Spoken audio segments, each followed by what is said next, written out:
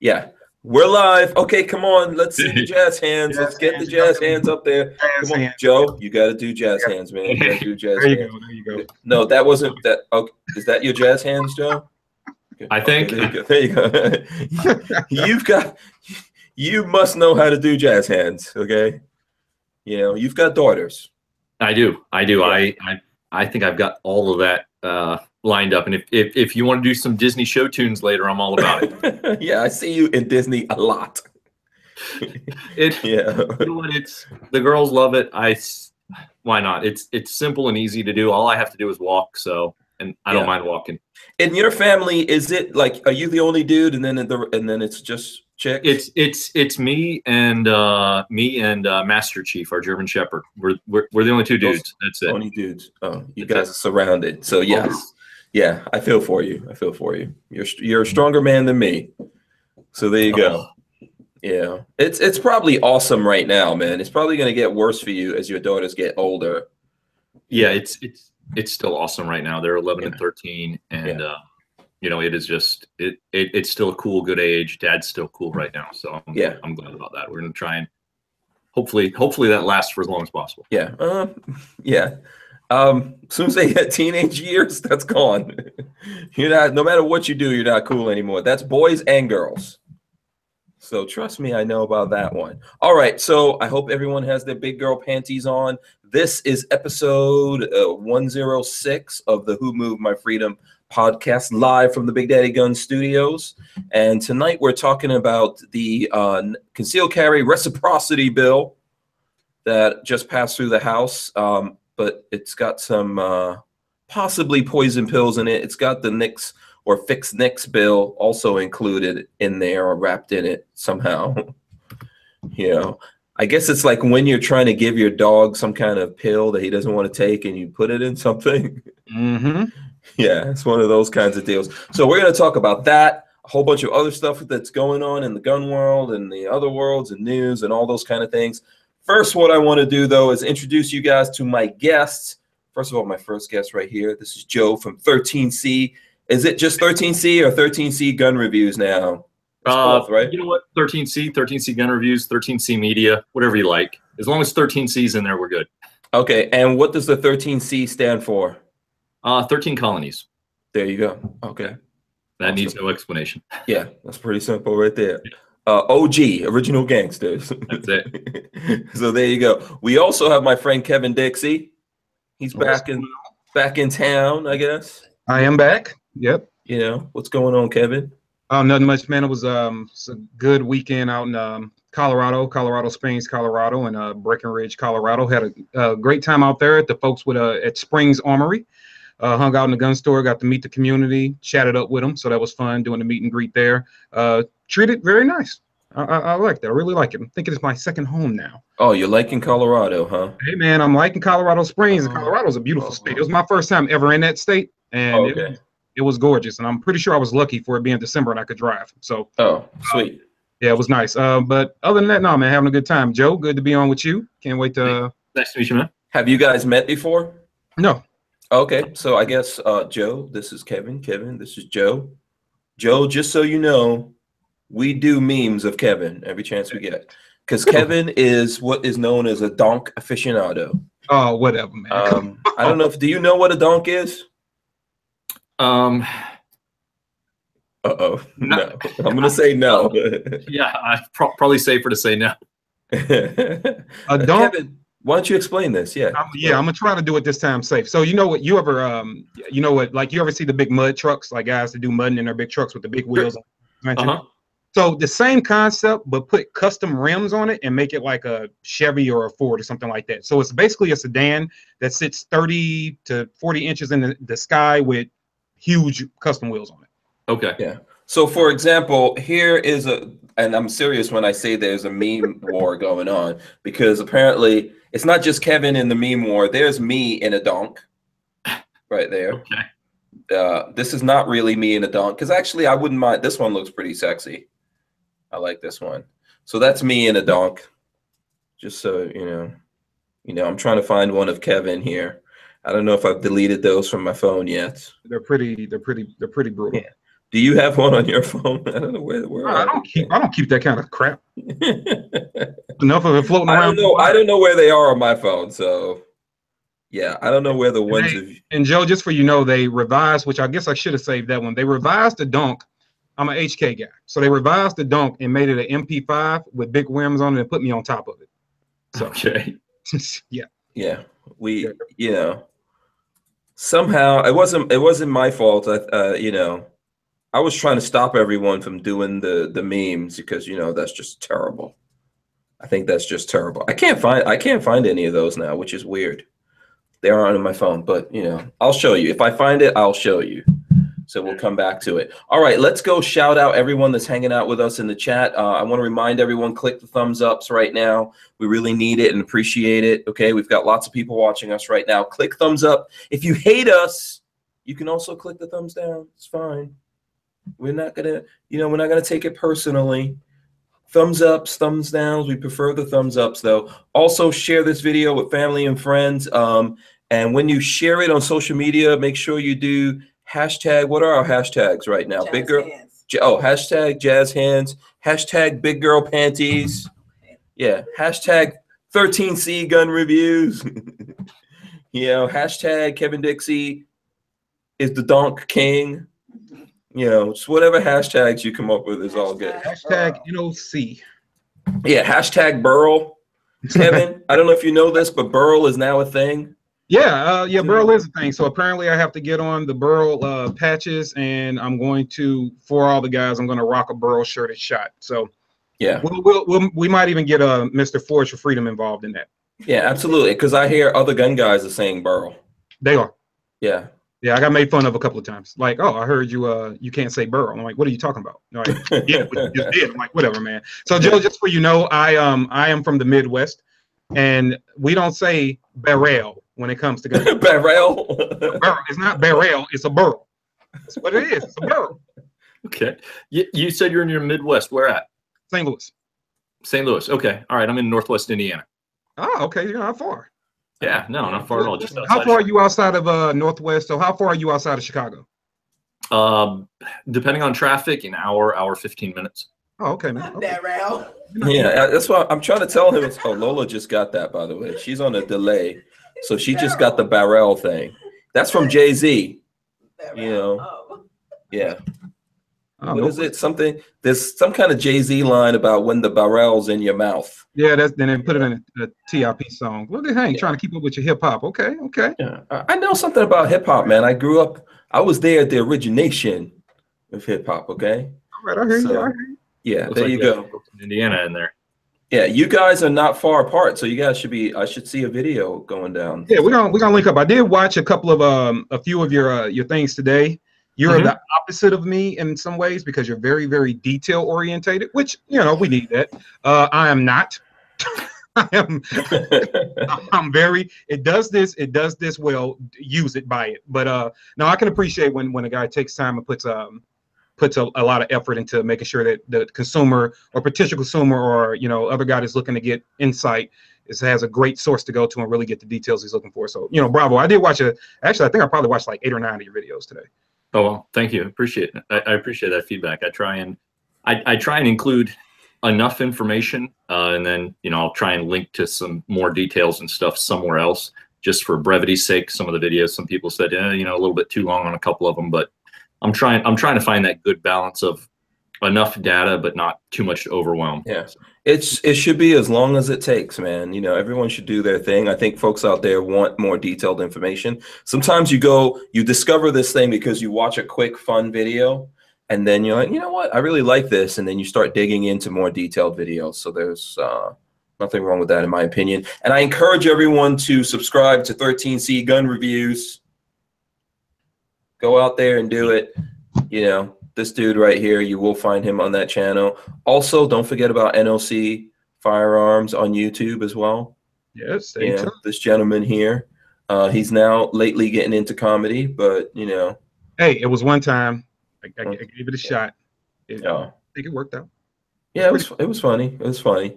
So let me shout out everyone that's hanging out with us in the chat. Like I said, please give us the thumbs ups. We appreciate it. So it looks like Armament and Axis, Chris B, he was #1 in the chat today. Chris Young, what's going on? Kentucky Firearms Network, The Archangel.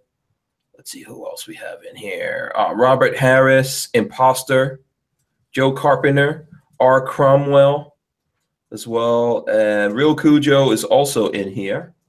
What's going on? He's just stopping by for a little while to hang out with us. He's not feeling so well. We hope you get better. Real Cujo is a big supporter of the channel. Thank you very much. Tango Hunter, Heads Up 502. Let's see who else here. When you get done with it, I want to. Yeah, okay. Chris Bullis, as well as the Tyven Show. The Tyven Show's in here. Vanessa Kitty. What's going on, Vanessa? I'm trying to scroll through and see who else we got in here. Matt Soares, Screaming Skull Saloons. And let's see. Bragmo, DC2 Mega Boost. And I'm going through. I thought I saw Walter. I think he came in for a second. Vladishar 2, Greg 98K. Let's see who else. Who else is new in here? You guys were having a nice conversation before we got started here. LV Louis Cypher, Richard Monder, Foxtrot Echo, Richard Hughes. What's up to you guys? I think I said Michael Bender, but you know, I'll say it again. Vanilla Gorilla. Vanilla Gorilla. He's in here. Yes, Safety Harbor Firearms. He's in here. He says, watching from the sidelines. Little Lioness 01001. Viper 150311. Okay, there we go. Says, what time we kicking this? My jazz hands and big girl panties been waiting for a minute. Okay, I apologize to anyone who's sitting there in their big girl panties with their jazz hands going. You know, you can always combine those two things, and that will help you pass the time. Judgment-free zone. Yeah, exactly. We won't judge you if you do that. Rick Day, what's going on? Blazing 1212. GA Driller. Let's see who else in here. David A. Razor JB. Eric W. There you go. Demont. 60515SO. Okay. The Range 1 is also in here. I carry my revolver in single action. What's up to everyone? See, I carry my revolver in single action. I just got to you. I had to go down the whole list. So there you go. All right. So thanks for everyone for hanging out with us. Don't forget to click thumbs up. Don't forget to share it. And we appreciate everyone that did. It looks like we've got a bunch of folks in here right now. Lola, what are you trying to tell me? Whatever you're trying to tell me did not actually come across my screen.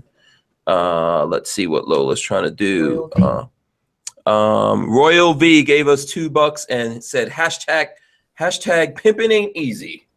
So there you go. Thank you for that. True. Yeah. And we've got a bunch of folks coming in now. So what's up to everyone coming in? Rock Humper, Eli Jimenez, Recoil Junkie, TKO 593, Nolan, Alyssus. There you go. All right. So shout out to everyone. If I missed you, say something to at Hang Strange or do a hashtag and I will shout out your hashtag if it's not too terrible. Hey, Hank. So what's going on? While we're on announcements of people, I want to give a big shout out to Mike Bryant, who's always in the chats. Absolutely. Mike is, and he's in Colorado Springs, and he's kind of the one that kind of was the glue between me and the FFL, and you know, made that introduction. It was great. So big shout out to Mike. I spent a lot of time with him and his wife.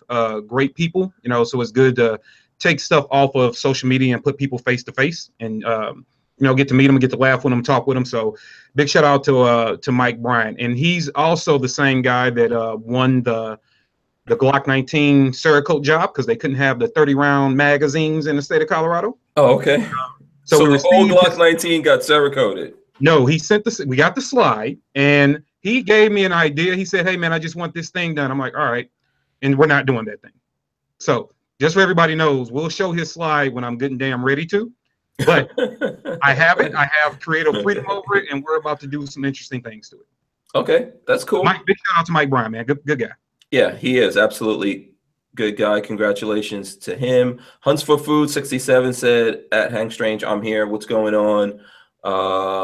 So, and then we've got people talking about the bill, which we will get into. Opt out of gun control says hashtag opt out of gun control. Nice little shout out for him. Little Lioness 001 says hashtag ban HR 4477. And we have a nice little discussion going on about that. So I think let's take that first off the docket. What do you guys think? Joe, you're the guest. What's your opinion of this, my friend? Well, there are a lot of like concealed carry bills, reciprocity, that I had not supported in the past because they were horrible. There was a lot of training requirements, other things they just weren't set up right. Finally, in HR 38, we had a good, clean bill. I was definitely 100% behind. HR 38 by itself is a fantastic reciprocity bill. I couldn't be more happy about it. However, we've got this attachment coming where they're putting the quote unquote. Well, it's not coming. I mean, I think it passed the House today. Yeah. So and they mixed them. They mixed them. Yeah, they mixed them. So now we have this fix NICS bill, which is absolutely horrible.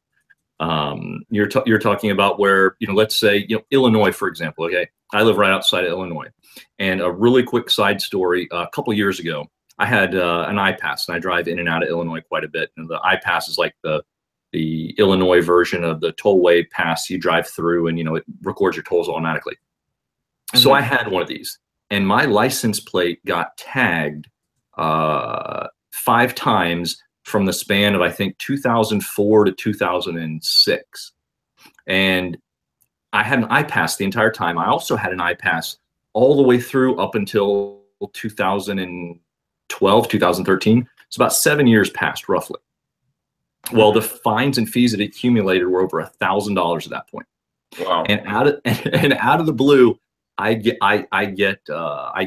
this huge thing, not just from them, but from the state of Illinois, and it was legitimate. It wasn't a scam. Well, I mean, it was a scam, but it was a legitimate government-sanctioned scam. Yeah, right. So, okay. So, long story short, I actually wound up for a short period of time having my license almost suspended. It was a huge ordeal, and of course, when I went before this little magistrate, I brought proof that I've had an iPass with them, the same plates registered with them, all sorts of things registered with them. That this entire time, I said, how can they claim now 7 years later, $1,000+ worth of fines associated from what was at the time $5 in missed tolls?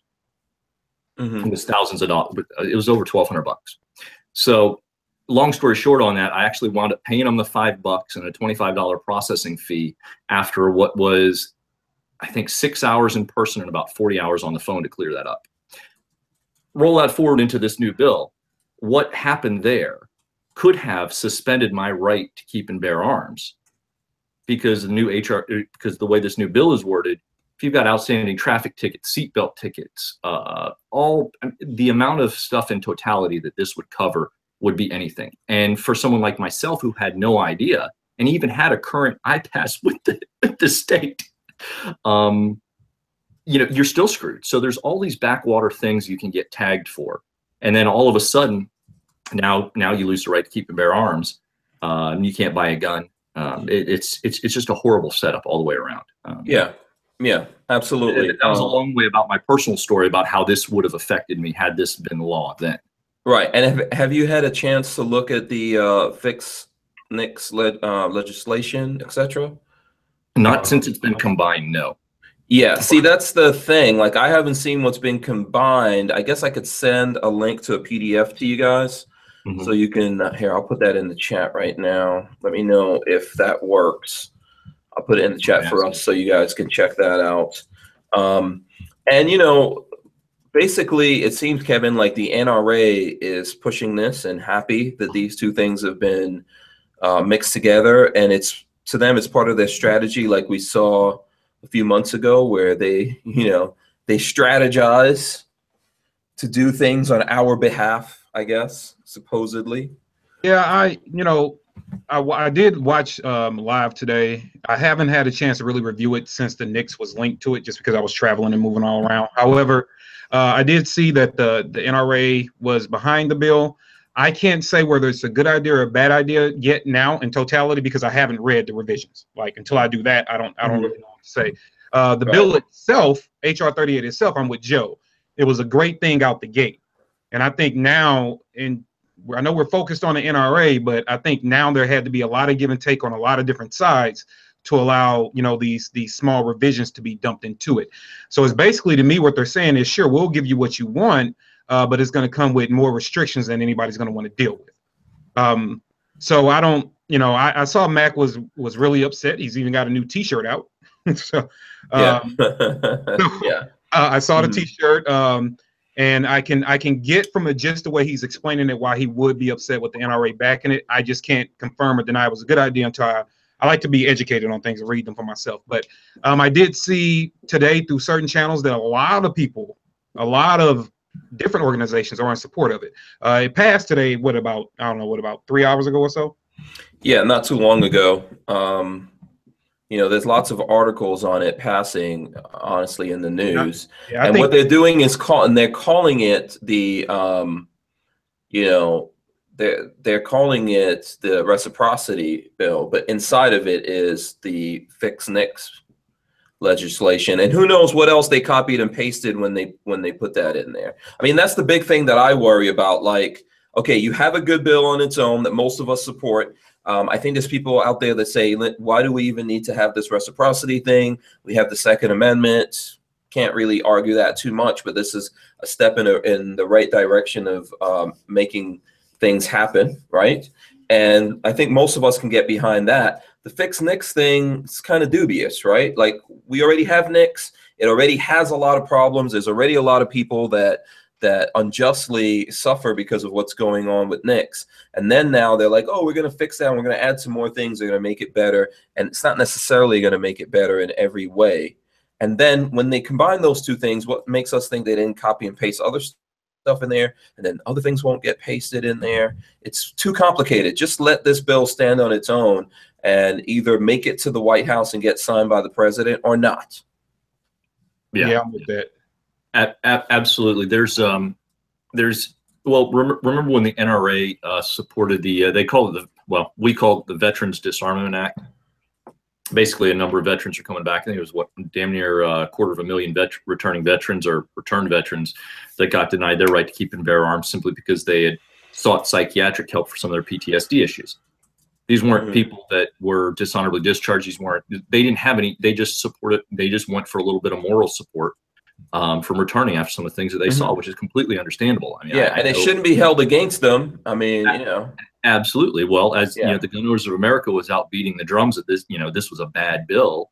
The NRA swept it under the rug. They got it passed, and then, of course, 250,000 veterans later, being denied the right to keep and bear arms. Here we are. There's another situation where the Gun Owners of America have been out in front of the Fix NICS bill for a while, and there's more mental status attachments that were on the original one. And like I said, I don't know how much of that made it into this new one yet, since it's so recent. But there was a lot of stuff in there where, you know, theoretically you could have somebody, you know, Wellbutrin is a psychiatric drug for a couple different things, but it's also used as a smoking cessation drug. So, you know, somebody could have had a prescription for that. Some of their medical records get jumbled up, and now all of a sudden they can't buy a gun.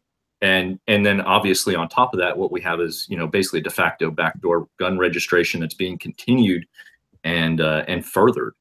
You know, so it's really unfortunate where we're at right now, and that they put these two together. I contacted my Congress people. I know I would suggest, you know, everybody not just contact your Congress people, but also get a hold of the NRA.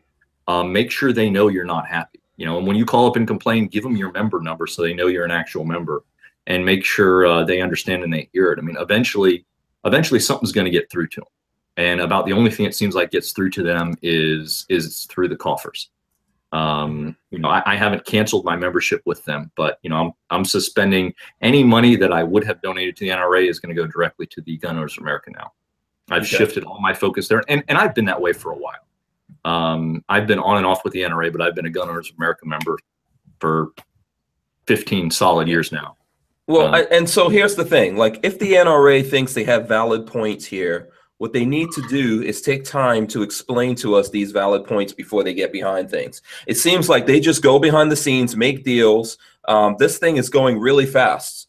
If you notice, what's happening is all happening really fast. It's getting some kind of bipartisan support. And when you have things like this happening really fast, there's a lot of stuff in there, you know, that's going to wind up in there, and there's probably already in there that you don't really want. It's not really going to be something you want, but they're like, listen, we got to get something to go through and pass some stuff. Let's all dump this in here and then make it happen. And I think I see folks saying that, that, you know, Gun Owners of America is explaining why they think that this is not a good idea. These two things shouldn't be mixed. And the NICS fix on its own is terrible. And the NRA is just going, oh, listen, we made a deal. This is just, you know, next level 3D chess. You don't understand it, but just deal with it and move on. And I think it's all, excuse me, it's all going really too fast. What do you think about that, Kevin? I think that there was one thing, and not to keep bringing up Mac, but there was one thing he said that I think it helps separates the argument with the NRA. His beef, as he specified, is really with the ILA and not necessarily the NRA as a whole. All right. So what the NRA does, and I'm talking about not the ILA, the NRA, with the community efforts and the movements and things like that. I'm totally with the idea, if you don't like what somebody's doing, yeah, take it over and direct it in the way you want it to go. I'm totally with that. I do think that to totally turn our backs on a lot of the efforts that the NRA backs is not a smart idea. However, I can definitely understand from the ILA, you know, the whole political division, why anybody is upset. Now, I didn't have a solid idea of that until like 30 seconds ago, because now I know within the NICS fix, according to this link you just sent me, they also slipped in the bump fire stock ban. Did they? Yeah, they slipped it in a way of saying that they want the Attorney General, I believe, of each states to report. Let me read it. I'll look for keywords for NICS. Let me get down here to it. They want the Attorney General to report how often bump stocks are used. So it's Section 6. Commission of a crime. I see it. Yeah. You know, in general, what it specifies the number of instances in which a bump stock has been used to commission of a crime, specifies the type of firearms in which the bump stock was used, and then they want the Attorney General to write an opinion about the bump stocks, and I don't know why you can write an opinion about that. But now, and then when you get to page 21, 3B, they want to define the bump stock, and that's where it gets scary. Because as we know, they're always focused on, like here, they're trying to say, oh, anything that moves the trigger faster, using the inertia of a firearm. How many things can that say that applies to? Oh, that's lots of everything. Lots of things. Yeah. This is another bomb that the NRA basically built, you know. And just to get back to that shirt, I wanted to pull up that shirt that you were talking about with Mac was talking about. It's on Forge from Freedom, says not real activists. So that you can get that on Forge from Freedom. I'm guessing on the military arms collection right there. We also have a collection. I'm just, you know, just a shameless plug going along there. But I think this is another bomb that the NRA created, right? When this thing happened in Vegas and the media kept pushing, and then Trump went out there and kind of opened the door by saying we're going to do something, then the NRA came out and say, you know, we want the ATF to go back and look at bump stocks, even though this had already been dealt with. And everyone was like, oh, this is genius. It's next level. Because when they look at it, they're going to find out that it's totally legal and you're not going to do anything about it. Yesterday, we found out, other than what you're talking about, Kevin, here in the bill, which like Obamacare, healthcare, you know, there's so much stuff that's going to be packed in there that we really need to take time to think about what's going on. But, you know, they're stuffing that in here. They're pushing for this again, and it's something that the NRA said it was okay. And the NRA, they said they support the machine gun ban. You know, there's a lot of things going on in here. I think the NRA, from what I've heard, was in support of the first NICS. You know, when that was created. They were. They were a huge, actually, supporter of it. Yeah, and here it has problems that now it apparently has to get fixed, and they're in support of those fixes. So my thing is, I think I agree with what you're saying, Kevin, that we shouldn't just necessarily throw the baby out with the bathwater. And, you know, we just like with the bill, we may want to take some time to figure out what's going on here with the NRA, but it's getting more and more clear to me that the NRA just does whatever the hell they want to do, and then they tell the rest of us to go along with it. This has been going on for a long time. Yeah, and that has to end, and they have to explain themselves thoroughly. There's not a position that the Gun Owners of America doesn't take where they actually send out a memo to everybody on their list. They post it on their website and explain exactly why they're for or against something, point by point. And the NRA never does that. They put up put up the sponsored post all day that's been in my feeds about support HR 38. Yeah, and of course, you know, the nice thing is there is 1,000 comments on that Instagram thread right now. Yeah, and I'm sure they're going to shut that down. 99 out of those 1,000 are all, you know, F you for the fix NICS. Yeah, and people are telling us that the NRA wrote the first bill, and yeah, that's, you know, that's true. Mm-hmm. But here's my thing, Kevin. I you know, for either one of you guys can jump in on it. It's not just now that the NRA's been doing this. It's not just 6 months ago. It's not just a year ago when they decided, oh, we're gonna support Donald Trump. Here you go. He's our man. You know, they're not really consulting with anyone. And maybe that's our fault, because maybe we're assuming the NRA is going to consult with us or care about what we think, instead of just going, yeah, we got together in a room somewhere and we decided this is what you guys have to deal with, and we're giving you marching orders. Just go out there and support it. Everything's going to be okay. I think that we have to stop doing that. This has been going on for a long time, and we have to pull back that kind of support until they care about our voice again, and they're not just throwing up people out there that maybe look like us so we can go, oh, the NRA's down with us, let's go along with the whatever plan, marching orders they give us.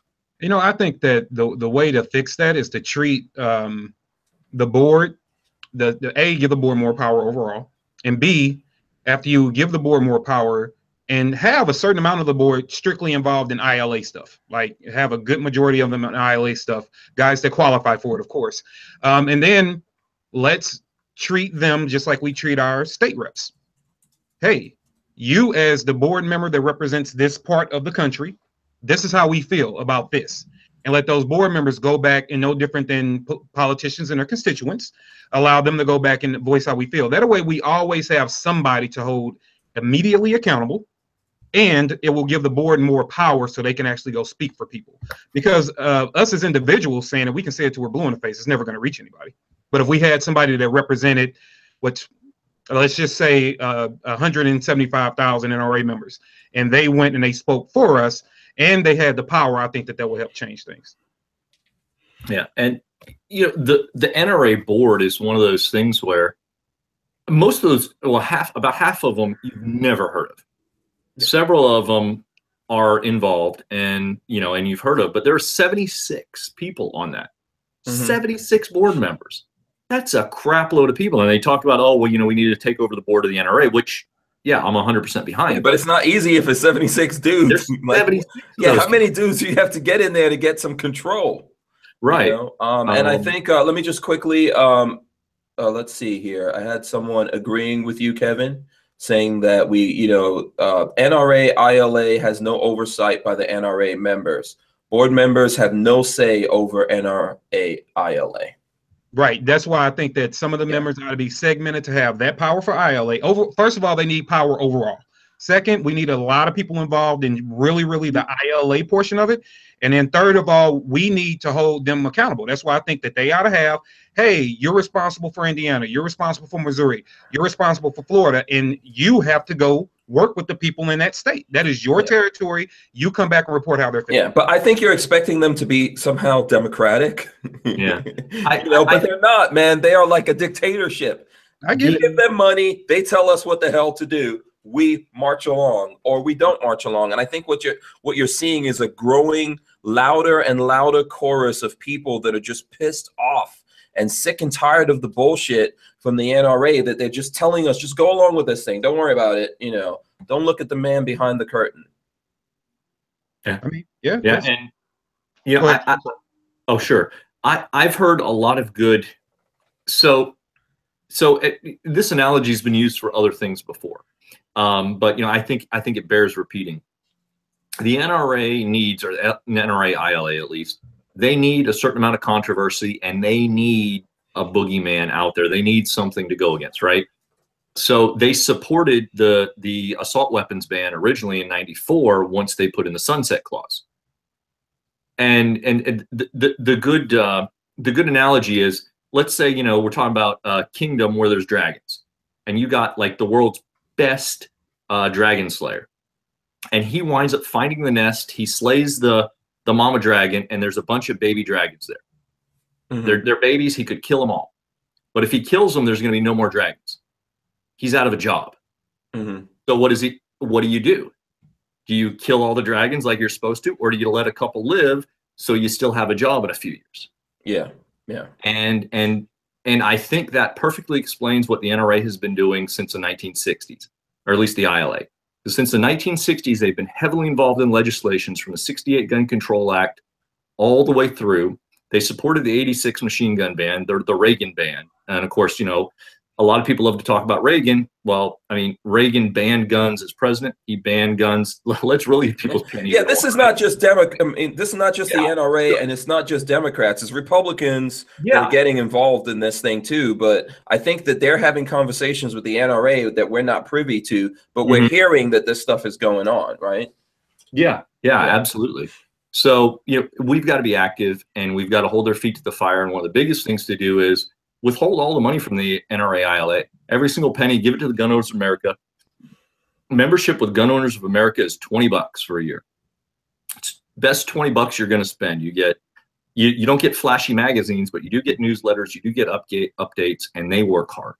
They truly do. And they've been behind the scenes on a lot of these court cases. The Heller case, for example, it was the Gun Owners of America that really pushed that one through when the NRA was trying to sabotage it.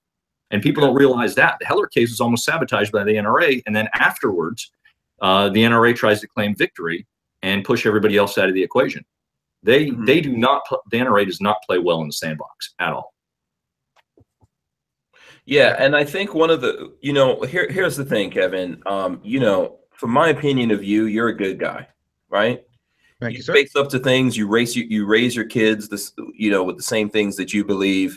To if they make mistakes and all that, you know, they own up to it. You know, or if someone doesn't agree with you or they're angry with you, you're willing to sit down and talk to them and all that. And that's what I admire about you. But the NRA is not dealing with this that way. And that's what's like pushing people even further and further away, I believe, because right now they're going out there and saying any of us who don't get it, who don't understand, that we're the enemy.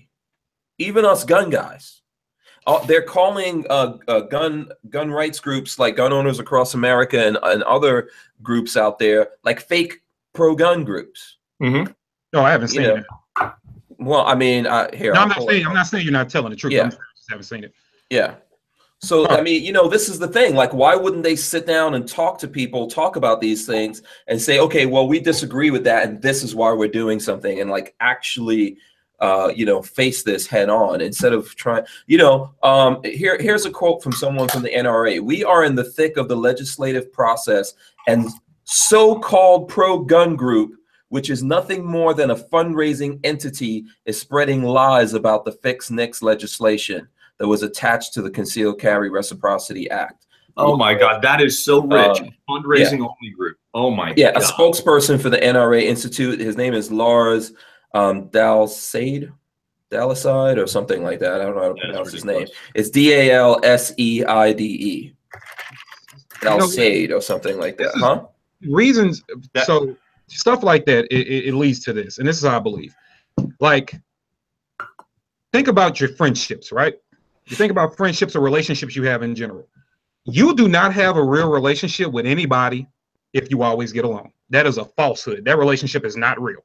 Okay, so when you get to the point to where you disagree, A, we shouldn't be calling each other names. B, you should be sitting down listening to the person across from you. So if we have a disagreement with the way that the NRA is conducting business, or let's just say the GOE and the NRA, let's just put those two entities together. If they're disagreeing, then we definitely shouldn't be name calling. That's never okay. But you should be able to sit down and maturely discuss what's going on. Explain your sides. You're not always going to agree 100%, but at least you have an understanding, because that's the reason why our gun rights are tugged and pulled at all the time.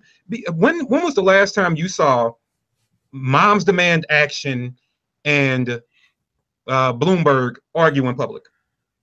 Never. The day after never. Day after a snowball. Yeah. They don't do that. Every Town for Gun Safety doesn't argue with Moms Demand Action, or they don't go out and argue with all these other anti-gun groups. And if they do it in private. They don't do it publicly. Yeah, they handle their business behind the scenes. Right. But we don't have that opportunity. We don't have. I see what you're saying, and I agree with you. I think people should be able to, like you and I. We have discussions here on this stuff. Sometimes people have seen it. We get heated, and you're like, "Oh, wait a second," and you pull me up, or I'm like, "Hey, Kevin, I make you look at this thing." That's how we settle things. We get things solved. We wrap our minds around things, right? That's why I'm doing what I'm doing now. But the NRA can give two shits about that. That's the scariest thing about them to me. They do not care. They look at anyone questioning what they're doing as the enemy, including us. And that is not fair. That's just not a good way to look at things. It's not right. And another local example to me, several months ago, we had a county, they wanted to pass a ban on shooting within 1,000 feet of a residence. So anywhere in the county, if you're within 1,000 feet of a residence, you can't shoot. Which, of course, if you try and stick a pin in a map and go 1,000 feet in any direction from any residence, including your own residence, you pretty much can't shoot anywhere. Yeah, exactly. That's a de facto ban. Yeah, it's a de facto ban. Exactly. Yeah. So same thing they try to pull with drones. Remember? Yeah. That's a tactic that Canada used with drones. They basically made laws in Canada where it's illegal to fly a drone anywhere. You can't do it this far from a school. You can't do it this far from this thing and that thing. Yeah. I'm sorry. Hold on 1 second. Hold on to that thought, Joe. Moose Puma just gave us $20. Oh, wow. So, thank you for that. He says his comment is hashtag no inch for a mile. Am I reading that right? Hashtag no inch for a mile. Yeah, no inch for a mile. Yeah, give them an inch, they take a mile. Yeah, exactly. Okay, so there you go. Thanks a lot for that, Moose. Yeah. So, I mean, I think that's a de facto ban. That's what you were saying. Go ahead. Yeah. So my point to that was, I started beating the war drum. So I have contacts with the NSSF, National Shooting Sports Foundation, with Gun Owners of America, and I really don't have any contacts with the NRA for any sort of mobilizing. I mean, the NRA has a huge mailing list, right? Or email list. How hard is it for them to shoot an email to the people in our zip code to say, hey, this county is voting, they're talking about it on the county agenda, and they could pass it, in the next meeting, which is a week from now. You might want to either call your county commissioners or show up, right?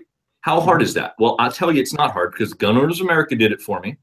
The NSSF did it for me on their alerts.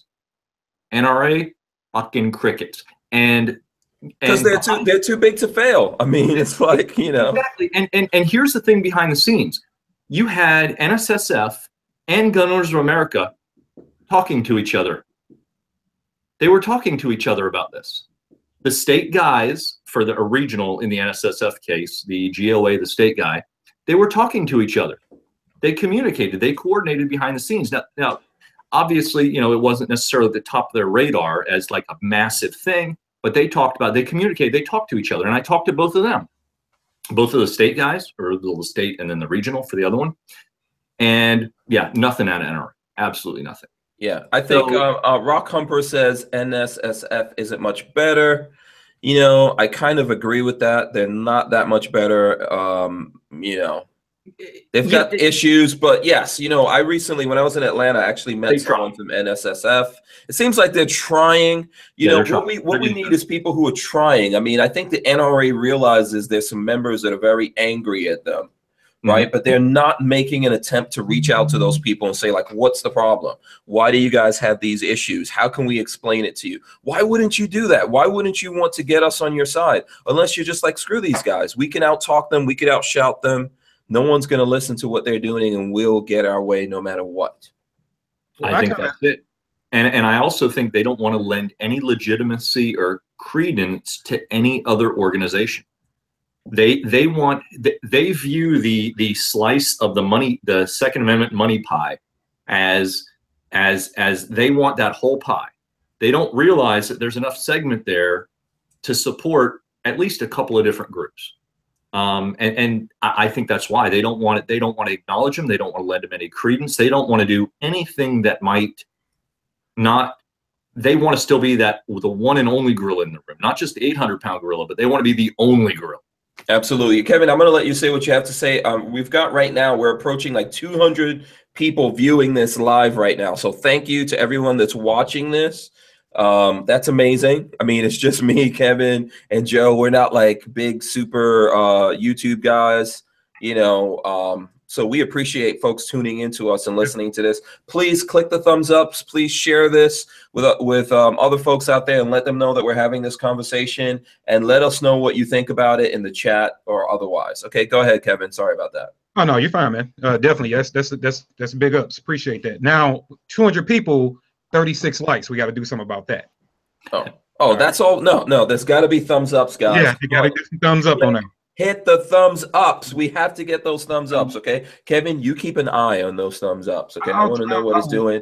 And everyone out there, we need you to click those thumbs ups, and we need you to share this with people. Let's get this out. Let's let people know that, you know, how we feel about this. I created this so you guys can have a voice, so the voiceless can have a voice, because it seems to me like in the gun community, in the gun world, like Joe's saying, that, you know, only the big dogs get listened to. So what I'm trying to do here is, you know, if some of us little chihuahuas yap enough, you know, people might hear what we have to say. So please click the thumbs ups. We really need it, and we appreciate it.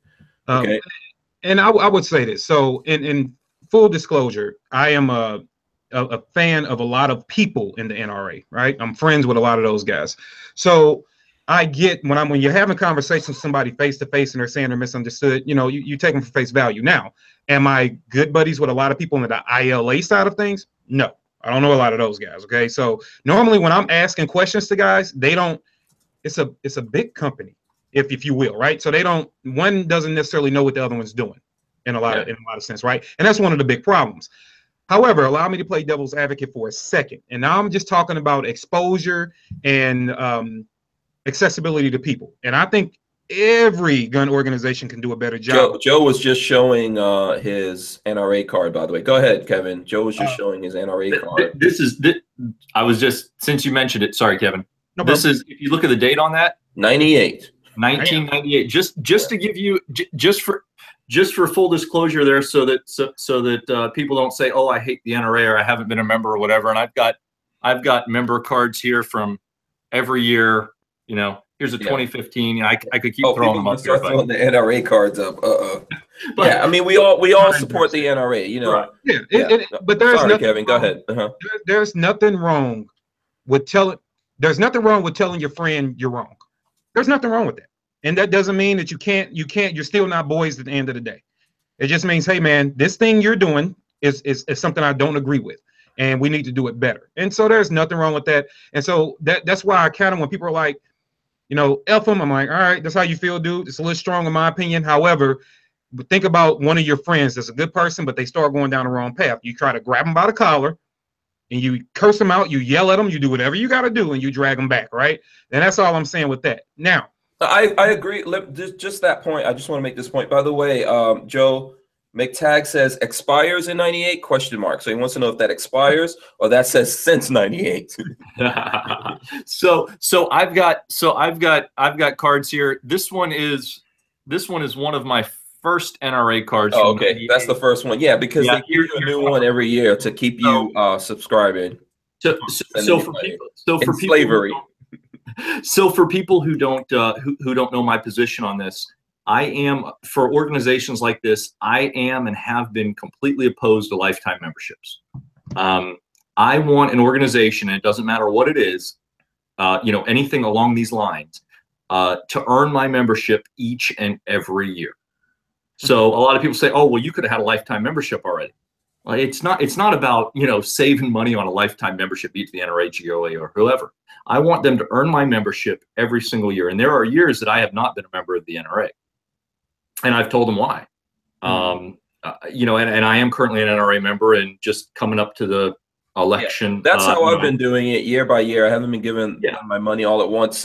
Walter from Safety Harbor says he's been in there since the 80s, you know, and he's a life member, you know. So, yeah, look, Kevin, what you're saying, I think I agree with you in that first section of what you said, that, you know, if your friend does the wrong thing, or if your friend has like halitosis, you know, if his breath stinks or whatever, if he's a real friend, he will appreciate you saying something to him and saying, look, dude, you know, this thing's going on, and he won't hate you for it. But I think that's what we've been trying to do with the NRA, and they don't want to listen to us. You know, I'm trying really hard to not attack specific people over there, because we do know specific people. I don't think horrible, bad things about those guys. Lots of those guys, to be honest with you, they just work there.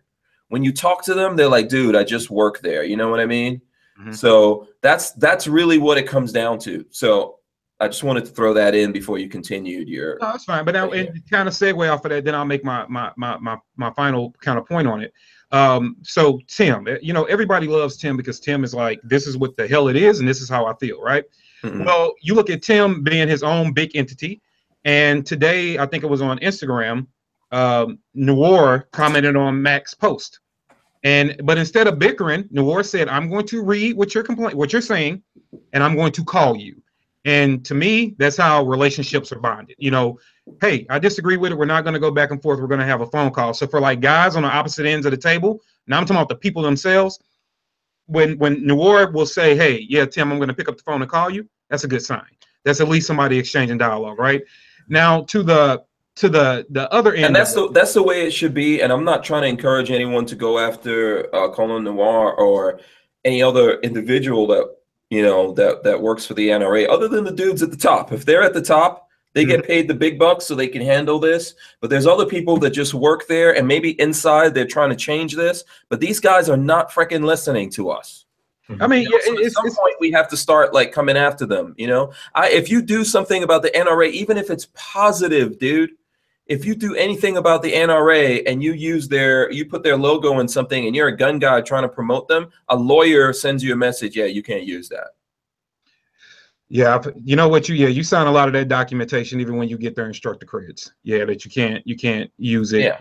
You get a lot of that lingo. Yeah, you're right about that. Yeah, and I understand it to some extent. I'm just saying that they will react to immediately. Like we did a video here episodes back, way back. And we had, you know, we were talking about something about the NRA. We put the thing up there, and immediately someone emailed me, "Oh, you can't use that." We're having this discussion. Where the hell are the people from the NRA? I get it. I can't argue logic. I mean, you can't argue logic. You can't. You know. And I think that's why I think back to my. And I've tried to. By the way, I've tried to get Colin Noir to come on the show, and like I said, I don't want to knock him, but you know, it's not easy, man. Yeah, because these guys just work there. I think that the only other thing that I will say is this: because I'm not necessarily agreeing or disagreeing with all the points, but let's just right now in Fantasyland, and I'm thinking outreach, and like I said before, every gun organization can do a lot better at this. However, if the NRA closed doors tomorrow, just shut down, who is going to do, not the ILA side of things? So I know we can argue GOA will step in and handle that. So not the ILA side of things. But I have personally never seen GOA do any community efforts anywhere around me. Never, not once, ever. And I've been around this stuff for a long time. I will say this, NSSF at least has a division that's meant for outreach. So they do have that. But who's going to step up and take on that big old chunk of cookie? Who's going to step up and get out in the communities and back guys and get a lot of community efforts going outside of the Second Amendment rocks and let's have gun rights? Who's going to infiltrate and help bridge gaps and bring communities together? Because they're the only ones outside of the NSSF now having their division. They're the only ones that are active in any of that kind of stuff. I've never seen GOA do that ever. So like, why aren't they investing into that kind of stuff? Because I've never seen them do it. Yeah, that's a good question. Right, that's a good question. Before we answer it, the Tyven Show gave us $10. Here's his comment. Please share the stream to your Facebook and ask them to join the conversation. At Hank, great live event. So, you know, yeah, please do that. And by the way, tag the NRA when you do it, because we're talking about them, you know, and say, how come you guys aren't in on this conversation? You know, so and there was a thing about if you're a yearly member, you can't vote, but if you're 5 years consecutively a member, you can vote, because I did that, Lola did that this year. So if you're consecutive, you can vote. Yeah, that's why that last card I just flashed, you saw I did the 5 year. I don't know, the last one I flashed, it's a 5 year membership. Anyway, and it continues on. So 2015. So obviously I'm a voting member now. As to the Gun Owners of America, that's a great point. Their organization is a legislative.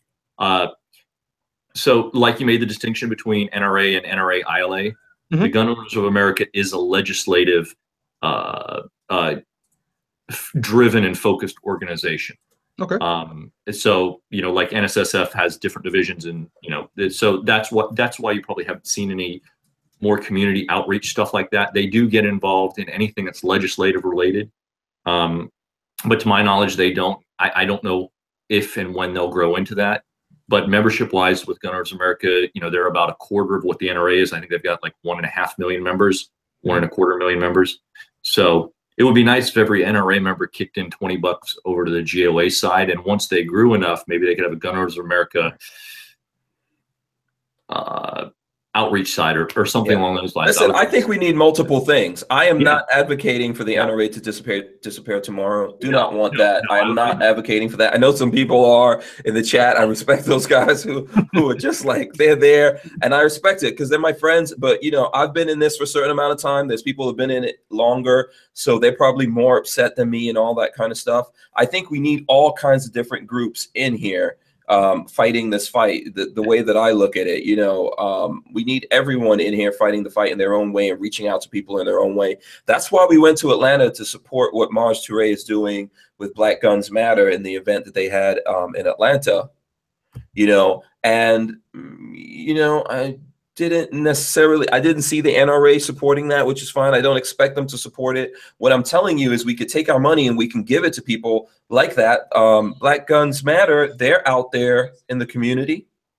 Yep. You know, they're reaching out to the community. Let's give them some money and help them do that. Hey, whoa. Yes, you should. However, don't forget about who's sitting on this damn panel. Yes, okay. All right, so let's move on. Let's slow down. Maj is my boy.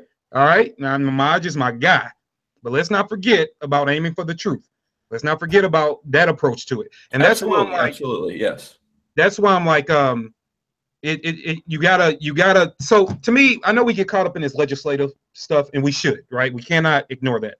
But I'm always, so if GOA said, hey, we want you guys to push for us to have more memberships, my first response is going to be, what are you doing to grow the community?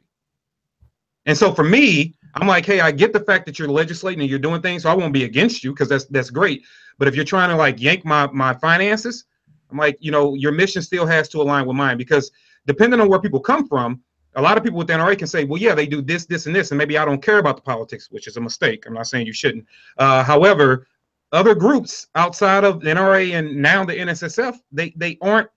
They're just saying, give me something because I'm protecting you. What a lot of people don't understand what they're being protected from. So they're not going to invest in you because they don't see. But it takes time. I think it's just not that easy. Most of us have been giving money to the NRA all this time. I think that's the thing that's going on. And as Joe is saying here, gun owners across America, they're trying to fight the wars of the laws that are going on, and maybe not necessarily so much getting into the community, but everyone needs to do it. Yeah, we need to support people like you. We all need to support each other in all the different ways that we do what we do. This needs to be a complete thing going at this, because I think if we don't do it that way, look, right now you can have, who knows what they'll stuff into this bill that we think is a good thing. And next thing you know, like, we go backwards in rights. And we're sitting here thinking, man, we're going to get reciprocity. It's going to be freaking awesome. And when that thing, you remember when Nancy Pelosi says you got to like make it law and then you find out what's in there? Yeah. You know, we will wind up like that. And then when it's law, then we find out what's in there. Right now, to this day, we cannot get rid of Obamacare. We are still dealing with that nonsense. And I could tell you, I have Crohn's disease. I've had it for 20 years. My health care has gotten worse over the last 8 years. Okay. So and we're still fighting that. So the thing is that I think that we need to get everyone in there fighting the battle, keeping everyone aware of what's going on. And I'm not saying, you know, that, like I said, we shouldn't just burn down the NRA. We shouldn't do the, every town's job for them. But we need to still be heard, because if we're not heard, we're going to lose interest one way or the other in the NRA, and they're not listening to us. They're just pushing things down our throats. They're just making backroom meetings and doing all this next level chess nonsense. And I just don't think it's a horrible thing, man, that they're doing. Hey, can I address one comment in the chat that Okay. I think is important? So Lights Out 183 asks, what does that mean exactly? Air quotes, reaching out to the community. So Lights Out 183, let me answer you shortly but directly. For far too long, it has been an industry that has been dominated by one particular group of people, period. Okay, is white men, period. That's what the gun industry has been dominated by. Over the last decade or so, we've started seeing an influx. Now, I'm not saying that that's their fault. What I'm saying is there are a lot of people that believe, because of what they see, that that's only for white men. And that's just a fact. That's just the way it goes. So as we start telling people that, hey, it's for more than white men, you even have white men telling you it's for more than white men, we have to go out and together, collectively, say, hey, this is not for what you think. Let us grab, let us educate, let us inform, and let us bring you into the lifestyle. Because our approach so far has been, oh, you hate guns? Beer, bacon, America. Suck it. And that approach is not going to work. That's just keeping people far. So when we want organizations that have the strength, and if GOA doesn't have it right now, that's fine. But organizations that have the strength to help reach out to communities and say, hey, guys, Asian, Black, Latino, whatever it may be, poor, whites, whomever, this is for everybody. This is a freedom we should all enjoy. Here are different ways we are trying to get your attention and bring you into the fold, for we can increase our resources and for we can increase our strength. Because as long as we leave people out in the fray, as long as we leave them just out in the wilderness, it is very easy for the anti-gunners to get in their ear. They're their neighbors, they're their teachers, they're their co-workers. They're around them all the time. They're on their social media feeds, they're on TV. They are constantly feeding this BS into people in all these subliminal ways. And if gun people, if we don't get out and ride this same roller coaster with truth and power, and all we do is stay in these damn political offices and things like that, we are never going to reach the people. We're never going to have the numbers, and eventually we're going to lose.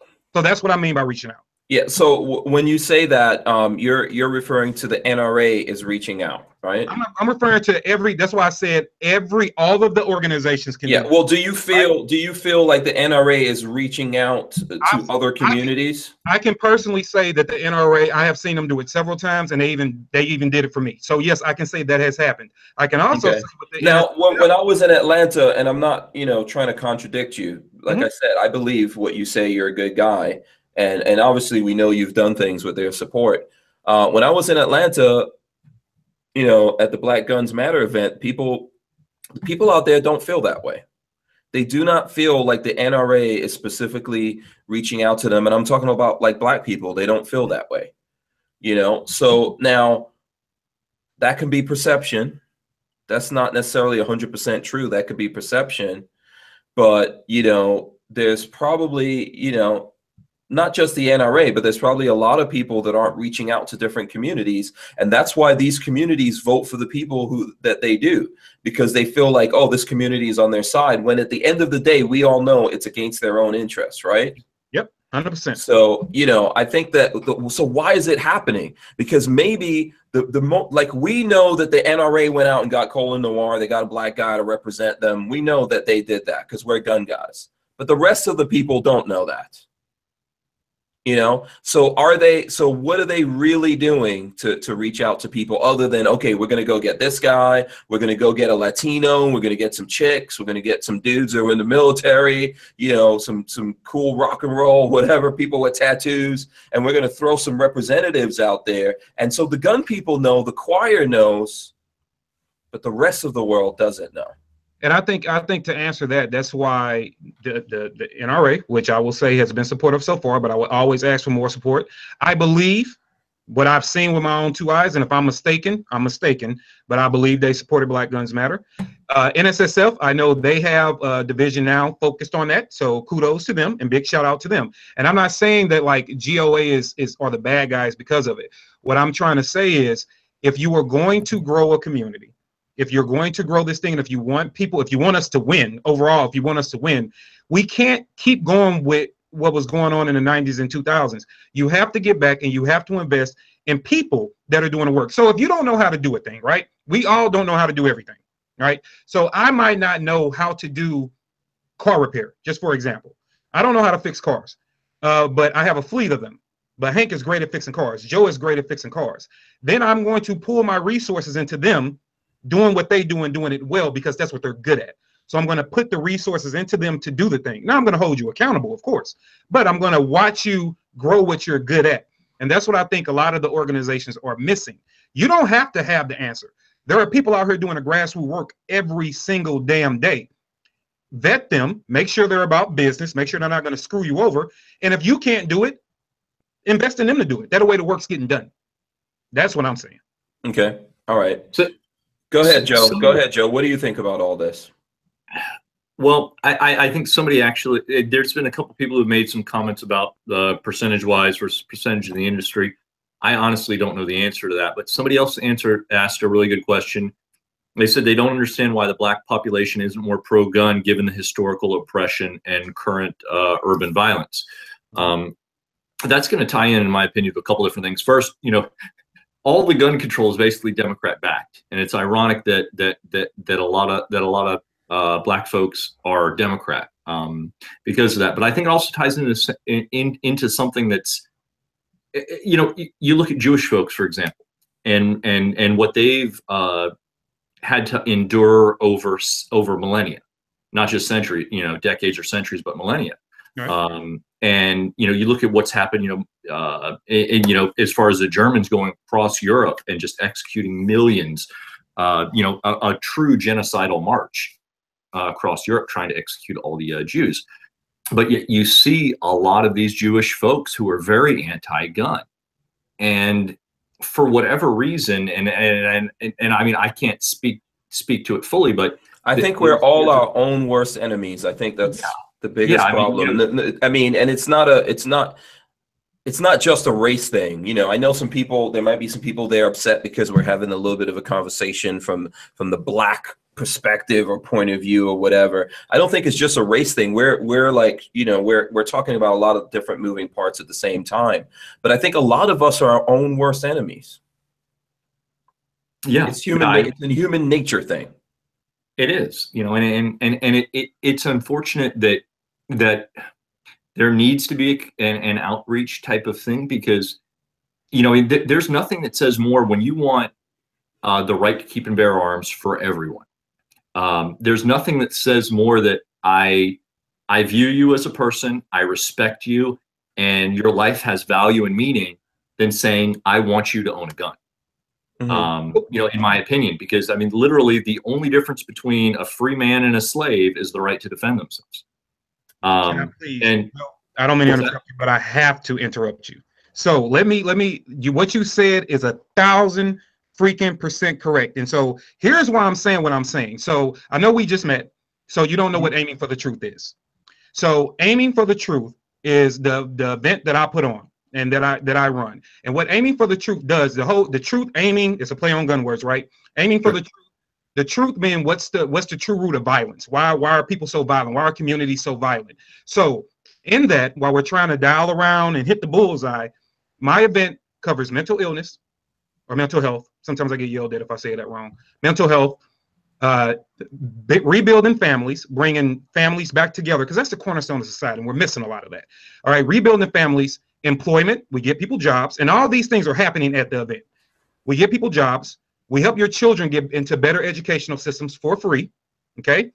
We train every child. If the parents come, all the children get free gun safety training to reduce the amount of accidents.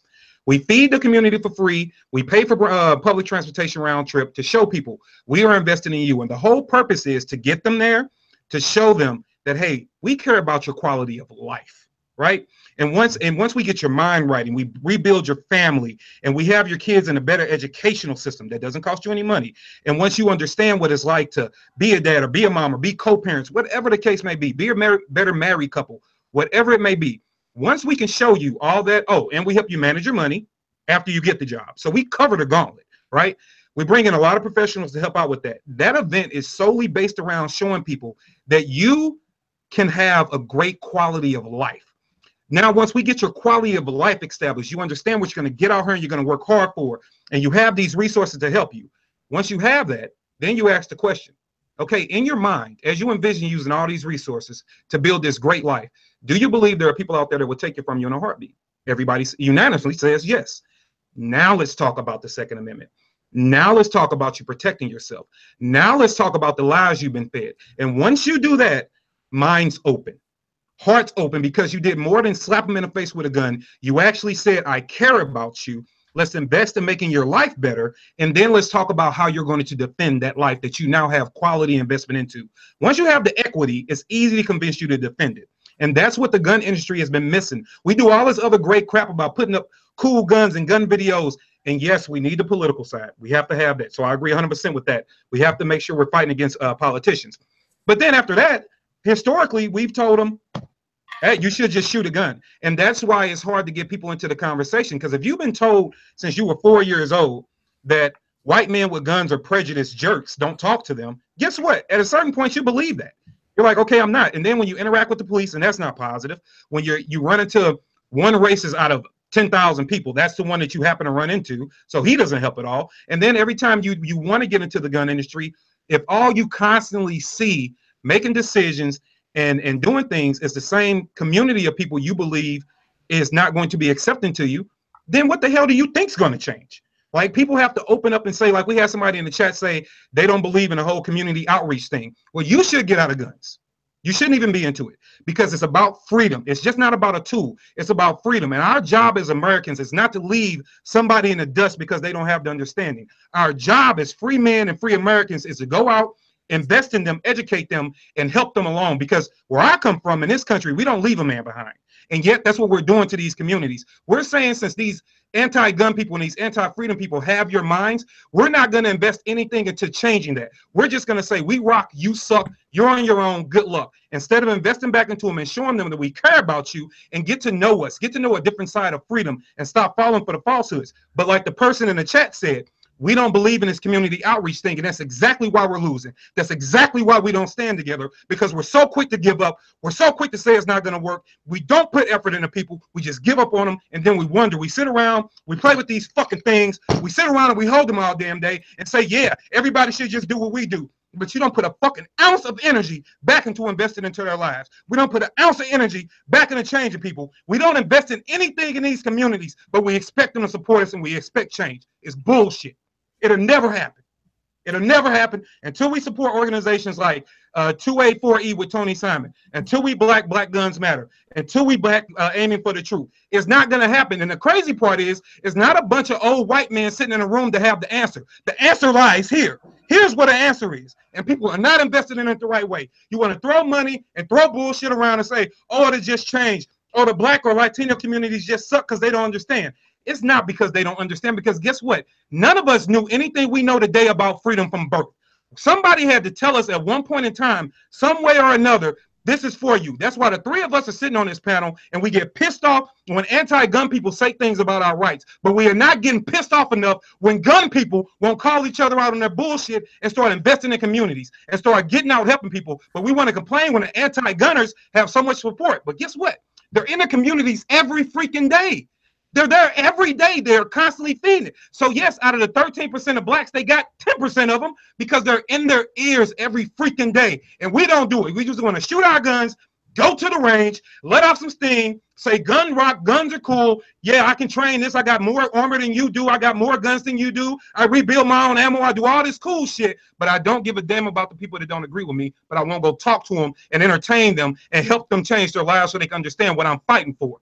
That's the bullshit. That's why we'll lose. And that's why all this NRA, NSSF, GOA, all that means nothing if we are not back out investing in the people. So when we get done with politics, I hope we get invested in the most important capital that there is, the human capital. And until we do that, it's a losing fight. We might as well shut the fuck up. Yeah, well, so, you know, I mean, if you notice, I didn't jump in there because I think you were going, man. So I didn't want to get in front of what you were trying to say, you know. And the thing is that, do you think that that's just like where we this part of the conversation we're talking about when we say, you know, the minority communities, or however we want to put it, do you think it's just them that we're leaving behind? Do you think it's just those guys? Because there's poor people, and there's people that are lacking a lot of things all over America. I don't think that poverty just goes just to like Black communities or Latino communities. But you know where? Here's the harsh truth. Whenever we say minority communities, that automatically includes poor whites too. Automatically. Because when you get done with race, then you start dealing with socialism, right? You start dealing with all that crap. So money is a motivator, and money does separate people. So poor whites, rich Blacks, when we're talking about this, are the same. They're the same. They're one and the same. Yeah, I mean, the reason why I'm asking you that is because a lot of what's happening, or what's been happening for a long time in America, is giving things, or giving privilege, or whatever it is you want to call it, to people maybe who are very wealthy, but everyone else is suffering. Because if you make it very difficult for someone to get a CCW, right? If you make it very difficult for someone to be able to own a suppressor, or do this thing or do that thing, you know, then that's blocking them in that way. You understand what I'm saying? So, you know, what do you think? What do you think about all this, Joe? I didn't want to leave you out of the conversation. No, sure. So, you know, it's been a while for a few of these things. When I back a while ago, when I was a firefighter and EMT, as a new guy, I spent a lot of time in some of the less desirable stations and locations. You know, and when you're talking about people in depressed communities, there are those people that are out there that are in their ear constantly, and we see it up here in Chicago. There's that fake Catholic guy, as I want to call him, Flattery Flahy. He's a priest up in Chicago, and he gets out there, and he'll be the quote unquote only white face in a sea of people in the middle of some of these communities, talking about how racist the white man is and how they want their guns to kill him. So when you're talking about community outreach, and this is talking exactly to what Kevin was talking about, you've got, you know, this one, you know, white preacher out there, priest, talking about how white people only own guns because they hate you and they're racist. That's why we need to ban guns. And this guy is out there beating those drums night and day. And no one's telling them that guns equal freedom all the time. Right. So yeah, absolutely. There should be some outreach to realize, hey, you know, you need to be able to defend yourself. You should be able to defend yourself. And, you know, the enemy isn't the people who want you to defend yourself. It's the other way around. And obviously there's a lot more things that spiral into that, but predominantly it seems like from, you know, when you're talking about like lower, you know, I'll speak to something I kind of know more about, is the lower class on the white spectrum of things. You know, regardless of their economic status, they still, generally speaking, are in favor of firearms. For the most part, you know, obviously it depends on where they're at, but, you know, when you're talking about, you know, let's say rural West Virginia, let's say, you know, these are folks that, you know, are still, you know, pro Second Amendment, you know, even if they can, you know, only afford, you know, a double barrel shotgun, they're still, generally speaking, pro Second Amendment. So as far as a firearms outreach side, that doesn't necessarily need to go in that angle. You know, beyond that, I think everyone's suffering. Look, I was communicating with Reed Henricks while we were doing all this, and I asked him if he had anything to say about the reciprocity bill and you know what's going on here in the news. And he says it's called the Second Amendment. Why do we need legislation that already had acknowledgement in our founding documents? You know, so in other words, he's saying, like, if we already have the Second Amendment, why do we need to do all these things when we're supposed to have it? And you know, there's lots of people saying that same thing. One of the things about mixing these two things, right? This is the kind of debate. Like, some people say that even the reciprocity bill shouldn't be out there, right? Now, and as we said before, you know, we think the reciprocity on its own is a better thing than putting the NICS fix in there. The thing about putting in all these things that makes it more difficult to do anything, the thing that we're talking about when you're talking about, like, why do we get the first gun laws in the country, right? To stop who from getting guns? Exactly. Right? You know, when you start putting things in people's way, that's automatically attacking people economically and depriving people of things. And maybe in the beginning of that, people were thinking, oh, we're just gonna, you know, these freed slaves, we're gonna block them from getting guns. Today, it blocks everyone. If you cannot afford these things, it's blocking you, right? If you can't afford to do the paperwork to get suppressors, it's blocking you. If you can't afford to do the paperwork to get an SBR, it's blocking you. Okay, if you can't afford to get a lawyer to figure out why you're somehow getting rejected or you're getting delayed and all these kinds of things are happening to you when you try to go buy a gun, and then maybe there's something in there that's unfair, the system is crazy. There's people who are senators and stuff like that, and they're on the do not fly list, right? On the no-fly list, and so but those guys have money and they have things that they can do about that and try to combat that. And I don't think it works in every case, but if you definitely don't have it, then it's blocking you. If you don't know that you have a right, like when I was in this meeting with these guys, there was someone in there that was saying, I didn't even know I could do this. I didn't know I could legally go and like get a CCW, and I could legally do that. Right? If you don't know it, it's blocking you. And right? And even if you know about it and you're like, man, you know, I've got to jump through all these hoops, it's blocking you. And so all of America should get behind what we're doing. Not just black people, not just Latinos, not just women, you know, every freaking person should get behind it. You know, if you're gay, whatever it is about you that you think sets you apart or somehow brings you down or makes life tougher for you, we should all get behind it. Because these things are getting in all our ways. It doesn't, like right now, what's really weird for me in this America that we're living in is, on one hand, people really hate Trump and they think Trump is somehow going to bring back slavery, but then they're trying to ban guns. If you really think that this guy is going to bring back slavery, are you just planning on surrendering to that? I don't believe that's going to happen. I think it's bullshit.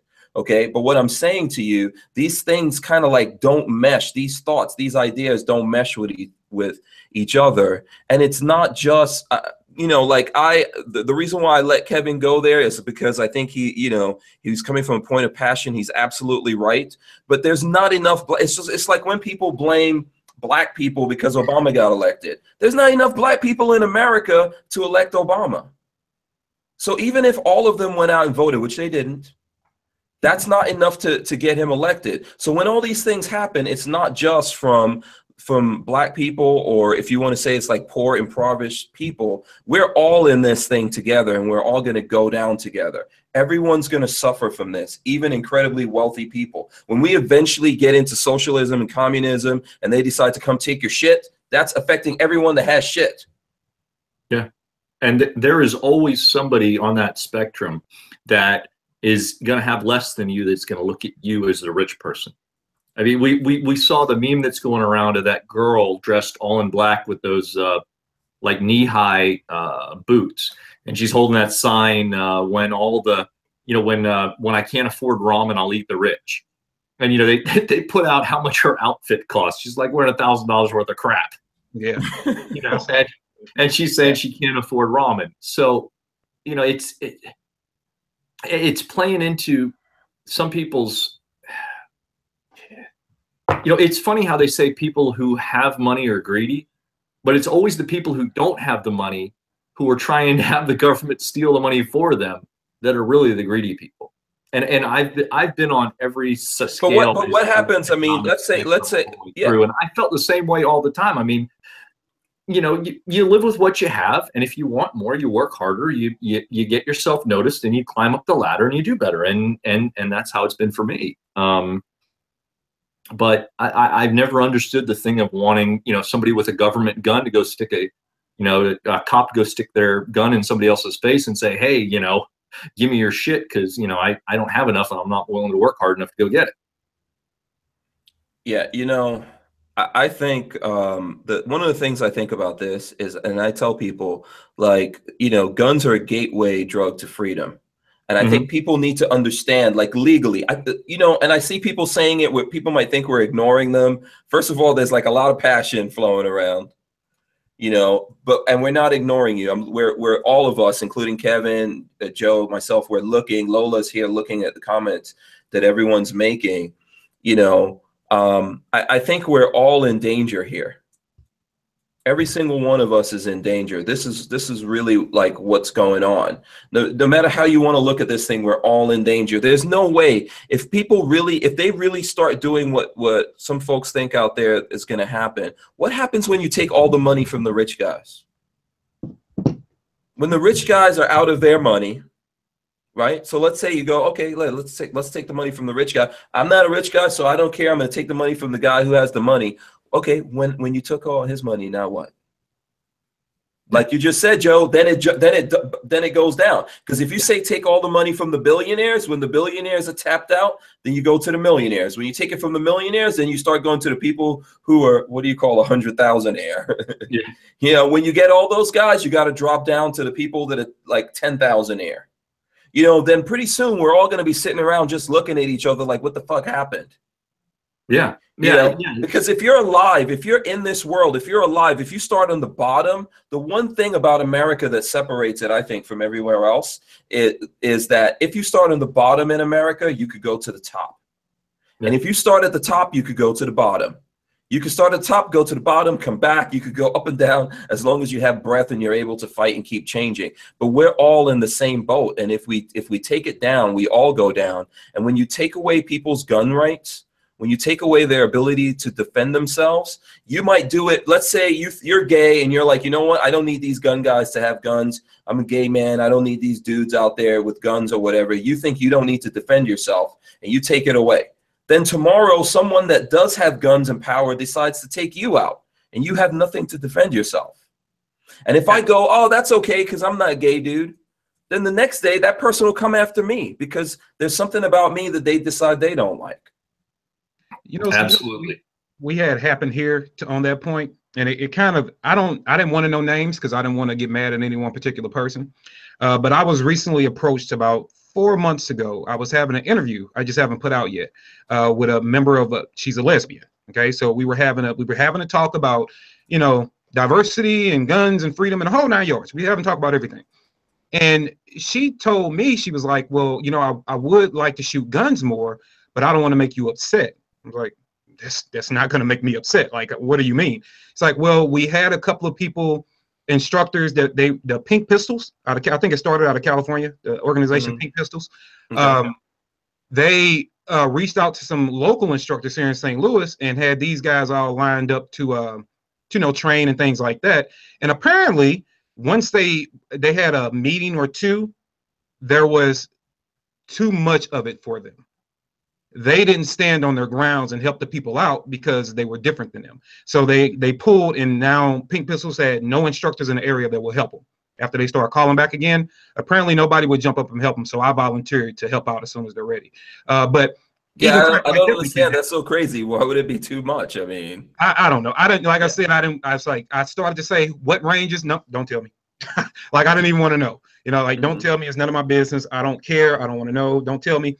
Just tell me the story. So she repeated it again, and it's like, yeah, well, they're having a problem having guys. This is what she's saying. Okay, I didn't talk to Pink Pistols. This is what one of their members is telling me, that they stepped back from it. Like, it was just, you know, I guess it was too much diversity in the room for them, too much sexual diversity or whatever. So they decided not to support it. But we can't have crap like that either. No, I don't understand that. I mean, you know. And also, I mean, I think if it comes down to that maybe there's some people that didn't feel comfortable teaching those guys. I don't really understand why they would feel uncomfortable teaching them. But, you know, at the same time, there has to, you know, somehow they've got to become instructors themselves, right? Right. You know, that's really the thing about it. You've got to become the instructor, because there's nothing wrong with people feeling comfortable by people who look like them instructing them.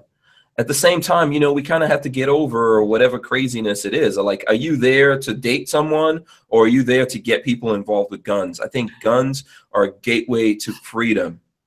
You know, I really believe that if people realize, like when I talk to young kids in the gun store and, you know, they want to get into guns and they want to be able to conceal carry and stuff, I tell them, okay, well, there's laws in America. I wish there was less laws in America, but there's laws. If you stay out of trouble, you will have the right to do this, and you can do a lot of things. And I think when they start realizing that, you know, a lot of things grow out of that. A lot of things grow out of that. And I'll tell you a story about, like, we're here in the Big Daddy Gun studio, right? And the reason why we're in the Big Daddy Gun studios, because 5 years ago, the owners of Big Daddy Guns, you know, there was all this like gun control stuff going on, and you know, they didn't have any problem with guns. They didn't have any. But there was a lot of gun control talk going on, and they were like, what are these people talking about gun control? So they went and they looked it up. And then what they discovered is that there's something called the Second Amendment. And they were like, wait a second, you're trying to tell me that I have the right to actually own guns and do this stuff? And so they went out there and they started buying guns. And when they bought guns, they bought more guns. And the next thing you know, they were like, oh, well, we've got so many guns, maybe we should open a gun store.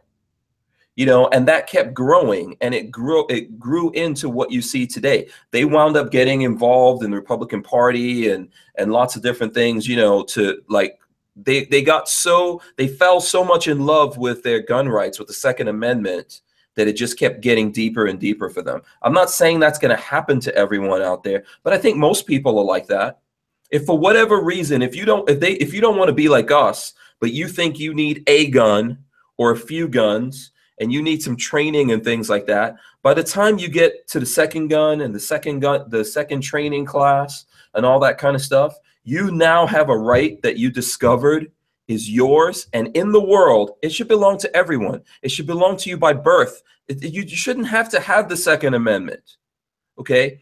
But you'll discover that you're in America, and it happens to be one of the last places on the earth that you have something like the Second Amendment. And once you realize that you have that and how precious it is, how likely is it that you're going to go, yeah, more gun control, I think? It's less and less likely, right? Yep. That's why we have to inform people. Yeah, I think we just have to keep informing people, but and I'm not trying to negate your point that we have to outreach to people, because you're absolutely right. We have to try to bring everyone into the fold, just because of the way things work. What's happening is that they don't understand that they have this right. But the thing about knowledge is that the world that we live in today, knowledge is not unique just to someone who's wealthy. Knowledge is not unique to someone just because of the color of their skin. If that were true, Joe would be the only one that knows about the Second Amendment that's on this panel right now. Right. Right. But it's not. It's available for all of us. And the beauty of the world today, it's not just the internet. The internet makes it a lot easier. But, you know, since the printing press, for a long time in the world, it's been easy. Knowledge is out there. And it's easy for you to get it. And I think the big thing that people need to do, like people's responsibility on their behalf, is, you know, like I feel this way when I hear a lot of people, you know, even in the event that we had, there were people like, oh, I didn't know I had this right. And I feel bad that they didn't know they had this right. And you know, Shanine Allen, both of you guys know who Shanine Allen is, right? Yep. Joe, do you know who that is? The woman in Philadelphia that had a CCW, and she went into New Jersey. She didn't realize what the law was, and she got arrested. She had a concealed carry. Not off the top of my head. Yeah, she wound up having to get pardoned by Chris Christie. Yeah. So she did get pardoned, right?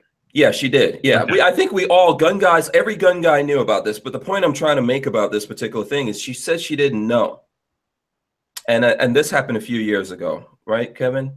Yeah, they even it happened a few years ago. They even used her today in the voting process. They brought her up. Yeah. Yeah, exactly. Yeah, they did. So here's the thing. I'm not trying to come down on her, because I understand why she didn't know. I'm not trying to come down on those people who say, man, I didn't know that you could do this and you could do all these things. What I'm trying to say to you is, regardless of what your financial, your economic situation is, you're living in America. You're living in, I mean, I'm saying people in Africa have cell phones and get on the internet. Okay? People in third world countries can do that. You're in America. It's your responsibility to ask the question. Because there's books, there's the internet, you could go to the library, you could borrow someone else's phone if you don't have one. But if you're gonna get on your phone and watch like a big booty hip hop video, right? You know, and you're not gonna. I do it. I do it a lot. Did you just say that you do it, Joe? I was talking about cat videos. Oh, cat videos. Oh, cat okay. Videos. No, I mean, if you have access to these things and whatever you take with your day and you don't do it, you know, if you're gonna go spend like, what is a pair of Air Jordans? Like $200-300? They're expensive, yeah. Yeah, if you're gonna have a pair of Air Jordans or some other expensive designer clothing, but you're not gonna spend some money towards your own rights to like getting a CCW or taking a gun class, a training class or something like that, firearms training class, then you cannot say that what's happening to you is 100% on someone else. I think, yes, we should try to help each other. We should try to bring each other along. That's how we make a better world. But, you know, it's that thing of trying to save someone who's drowning. And when you swim out there, they make you drown too. That person has to also be interested in being saved. That's why you have to, that's why you go into fights knowing you're not going to save everybody. And, you know, a big part of what what I teach in my event is accountability. Look, man, once you're armed with the information, you're an adult. You got to make a decision, you know, and whatever decision you make is what you make. But once you've been informed, the excuses are out the window. Then it's up to you to be accountable. And that's one thing that our community, gun community, right, it's one thing we preach. You're accountable for your actions. That's why you are using this great tool and the great freedom you have, because we understand we're responsible and we're accountable. So if you can't do the same thing, then I mean, it goes to the question that you're saying. Sometimes, you know, I read the comment from Reed. When I'm hanging out with him, Reed is like, you know, I don't understand you guys. You got to have like the latest gear, the most expensive designer, blah, blah, blah, and the most expensive gun, just like you just said. But you don't get training. But this is all of us. That's what I'm trying to say to you guys, that, you know, it's all of us that do this in our own way. Like, you don't get training. You don't support someone like Kevin Dixie with aiming for the truth. You don't support, you know, Black Guns Matter. You don't support, you don't have to support a black thing as far as I'm concerned, but you don't support something in wherever you are that helps kids get into guns or understand their rights, or you don't support something that helps maintain this thing. That's fine. You could do whatever you want to do. But later on, you know, when someone comes to get all that fancy shit from you, you know, and you think that somehow you're going to be able to defend everything by yourself, you're going to be able to fight for that by yourself. The fight doesn't start that day when they put a law into effect and they say, yeah, we're going to go get all the guns back. That's the worst day.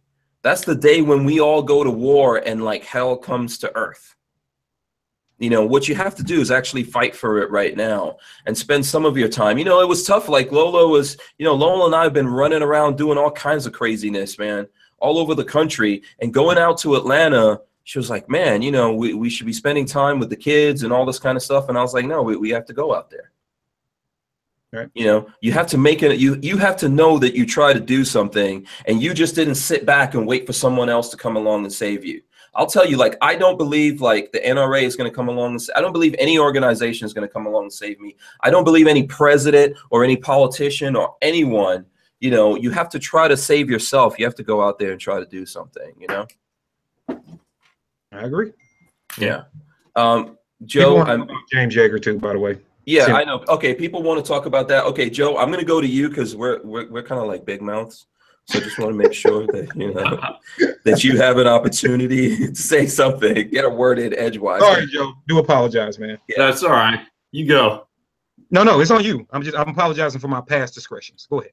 Yeah. By the way, before you go, Joe, I did ask Mac if he had anything to say. Mac is out hunting right now, and we were trying to get him to come on. You know, but he's out hunting. He doesn't have really good internet where he's at, and he really does want to come on. So I asked him if he had a message that he wanted me to share with you guys, and he said, "Yeah, here's my message. Screw the NRA and their anti-gun bullshit. Sounds like Mac. So yeah, that's the message from me. Go ahead, Joe. Where do we go from here? Where do you think we should go, Joe? I mean, how do you think that, you know, we're all passionate and we're all saying stuff here, but where do we go from here, Joe? You know, I think it's important, you know, we need to coalesce as a group and you know, and muster all of our forces and put up you know, put up a good defense, so to speak, and not just good defense, but an offense. You know, we need to stop responding to things and start going on the offense more. And I think the climate is probably better for that now than it has been in quite a while. You know, if we were able to collectively muster enough people to get ahead of the vote today that combined those two, maybe it wouldn't have happened. I don't know. You know, theoretically, Republicans are pro-gun, allegedly, but you know, here we are. And that's, if we look back at, you know, all these things, and you know, not to harp on the political spectrum, but you know, the '86 gun ban was a Republican ban. You know, most of these bans that we're actually currently living under were passed by all the bans actually we're currently living under pretty much were passed by Republicans. The only one. I think the Republicans. Yeah, I think it's not just. I think it's not just the NRA not listening to us. I think the Republican Party isn't listening. I don't think they care what we say. The Tyven Show just gave us $10 again. He says, "I support this podcast and the right to be a free person in America. Don't tread on me." There you go. Amen, Tyven. I totally agree with you. Yeah. Yeah. So it's a thing, man. I think you're right. You know, but I think we were trying to push back against these things being joined. I think we all knew it was going to be joined. People were out there saying like, hey, this is going to be joined. Let people know we don't want these things to be joined. If they're both valid, they should be able to stand on their own. Absolutely. Yeah, absolutely. And you know, we look at the fixed NICS and all the people who were in favor of it. I mean, you had the Feinsteins and that entire crowd in favor of the fixed NICS. So, you know, it's, yeah, that's, you know, it's their poison pill to kill the national reciprocity, in my opinion. Or maybe they do get their wish and they get to further the de facto national registry. So yes, I am from Indiana. Yeah. By the way, so I know there's lots of people wanting us to talk about Yeager. So James Yeager, I guess his channel was deleted by YouTube. I was trying to look for his channel and it's been deleted. I guess he got multiple strikes against him, I'm going to assume. I don't really follow Yeager. I have to tell you guys know I'm not a fan of Yeager. Just based on, Yeager's the kind of person to me that's been out there trying to, whether you guys see it or not, he tries to stifle the voice of people who don't agree with him inside of the gun community. So if people don't march to his orders, he goes out there and tries to block those people. I know that because #MeToo.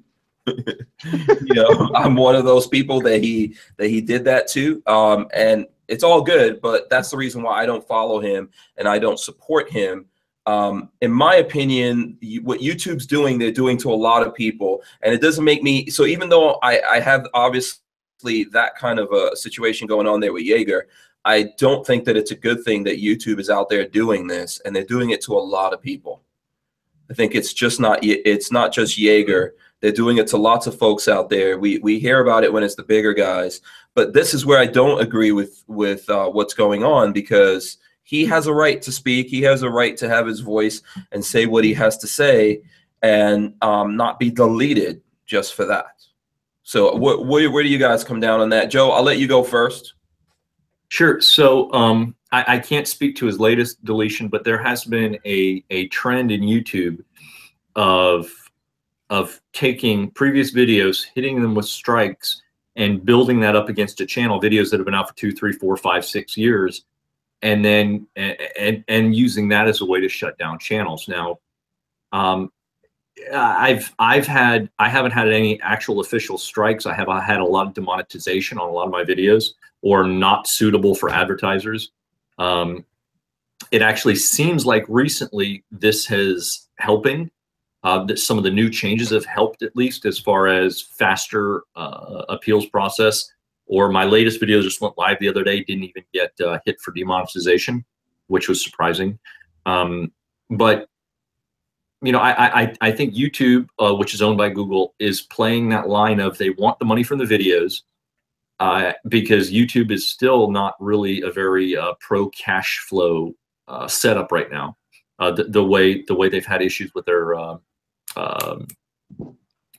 with everybody, their advertisers. They've had issues with that, so they want the money from those videos, but at the same time, they're not a fan of the gun channel. So they're playing that fine line, and for a lot of us, and I'm sure you guys have experienced it too. Right? They'll kill the monetization for your video, but they'll still roll ads. Be it pre-roll ads or whatever. Yeah, that happens to us. You're just not getting a penny for them. Right. Exactly. And right now, at least, I'm very thankful I still have a day job, because I would be in a world of hurt otherwise. And I know a lot of folks have have a lot of subscribers, and they're in trouble with that. So I think it's YouTube doing what YouTube does, and until we have a viable alternative, there's nowhere we can really turn to, especially for for most channels out there. There's nowhere for us to go. VidMe I just got a notice from them. I guess they're out now. That never went anywhere for me. I put some stuff up on there anyway, but there really aren't a lot of alternatives. That's why I've got the website and I put up articles and stuff there. But people prefer to see the videos and see it working. Yeah, Little Lioness said James had 2 strikes that would come off in January. He was deleted over a live podcast. Okay, I'm hearing feedback. Okay, there you go. Yeah. So, yeah, and then someone else says, David Walters, I believe, says, yeah, and Trump is going to make it worse by getting rid of net neutrality. So I think folks are talking about how, it's big corporations.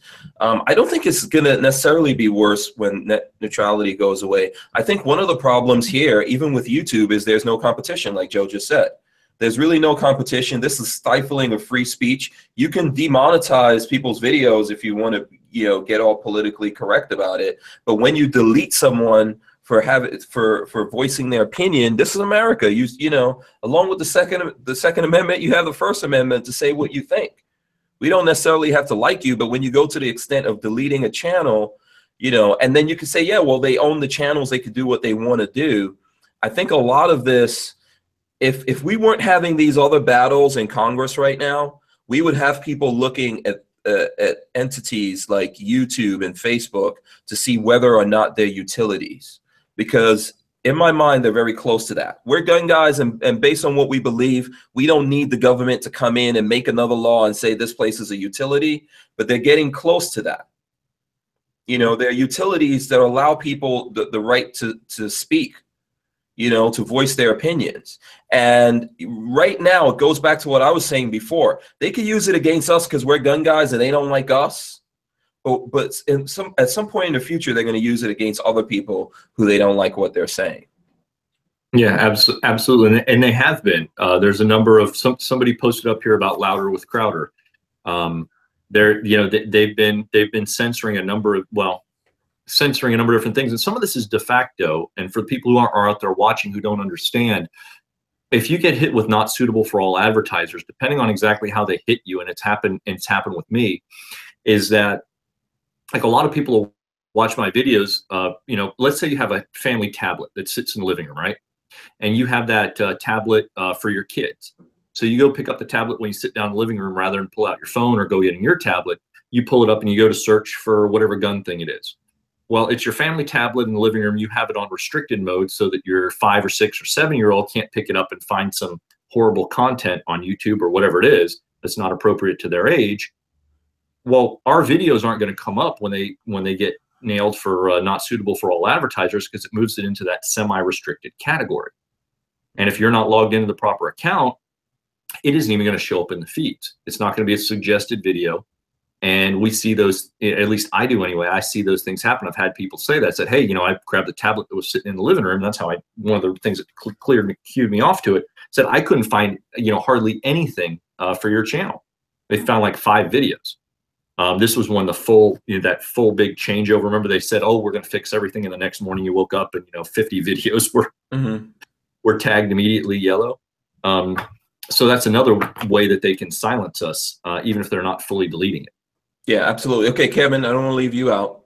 No, that's fine. I think that the biggest thing is, and yeah, I consider James a buddy of mine. I know he's got a very strong opinions about things, and he's very boisterous with that. At the same time, I think the guy's done a lot of good. I know he's done a lot of good for me personally. He's helped out a lot of people, but even if he didn't do that, even if he was a jerk amongst all jerks, never helped anybody, you know, said the world should be on fire, people have a right to voice their opinion. And I think that once you get to the point to where you're saying, okay, this guy is saying things that we don't like, because that's all it boils down to. He's saying things we don't like, so we're going to shut him down. I think the short end of it is exactly what you said, Hank. Okay, so today you're picking on gun guys and you're shutting them out. Well, I don't know if people know, but video games are like one of the biggest things on YouTube. But guess what people blame for violence outside of guns? They blame influence of music and video games. So are you next? Right? So after we successfully can start shutting down these gun guys and they don't bark back, nobody makes a big fuss, who do we go after next? And then it becomes whoever doesn't agree with us, being Google or whoever doesn't agree with us, we're going to shut them out. And I don't think that that's the way the world should work. I think it's a cowardly act by YouTube and Google to shut anybody out. You know, if you're not making, I mean, I can almost understand. I'm going to take it to a big extreme here. If you were putting out legitimate porn videos on YouTube, okay. That's not okay. If you are, you know, showing yourself murdering animals on YouTube, that might not be okay. Yeah, but you know, but one of the things that happens, sorry, I'm not trying to cut you off, but you know, you're talking about porn. YouTube has this thing called YouTube Kids, right? And the reason why everything here that's happening, the root of it is money. And YouTube has this thing called YouTube Kids. And what happened recently is that that's supposed to be the safe space, right? The safe zone for kids to go to. So what people were doing were gaming the system. So they were making videos that appeal to kids, that had kids titles, thumbnails that look like kids, characters that kids are into, okay? And then if you look at those videos, it was very adult content. There were things going on, and I'm not saying like adult like porn content going on in there, but very close to it, and in some cases incredibly close to it. So it was very disturbing, and someone discovered that kids were watching this on a thing because people are gaming the system. So what happened was there were a ton of companies that actually pulled out of YouTube again. This is what happened before, right? And a ton more companies just recently pulled out. And so what YouTube is trying to do every time they crack down on people, they're trying to prove to these companies that they're a safe place to come back to. Oh, I didn't know about the kid thing. Okay. Yeah. So let me just read this real quick. David Hines, he doesn't agree with us. He says, don't agree. YouTube isn't public property. This is a cultural problem, not a legal problem, except maybe ads running on demonetized channels. You know, yes, YouTube is a privately owned entity, and it seems like they can do whatever they want to do. Absolutely, I agree with that. I think ultimately, in the end, what we should all do is build our own thing somewhere. But it's very difficult to do that because we all have to get together. In this conversation that we're having, you know, I think we realize that we don't all work together, even as a gun community. You know, or even as, let's say we go outside of the gun community, a bigger scope. Let's say you look at all the people who are making videos that are getting demonetized and banned and attacked on YouTube, and the channels are getting shut down because it's not just gun guys. It's lots of other people out there that are going through this problem. If, you know, we have to somehow be able to get together and go off somewhere and do our own thing. And if we cannot do that, we're living in a world where this is what it is. The internet's not going away. This is where people are getting their information. That's why we've been doing a 2-hour show, you know, Monday to Friday, because this is how people are getting their information. They don't want to get it from the news anymore.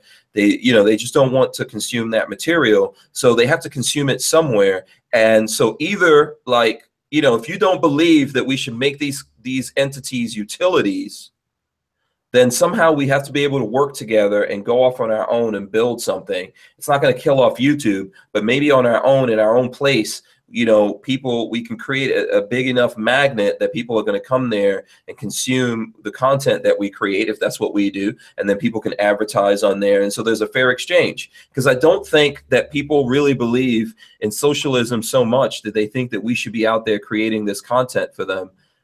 100%, like it's just at our own expense.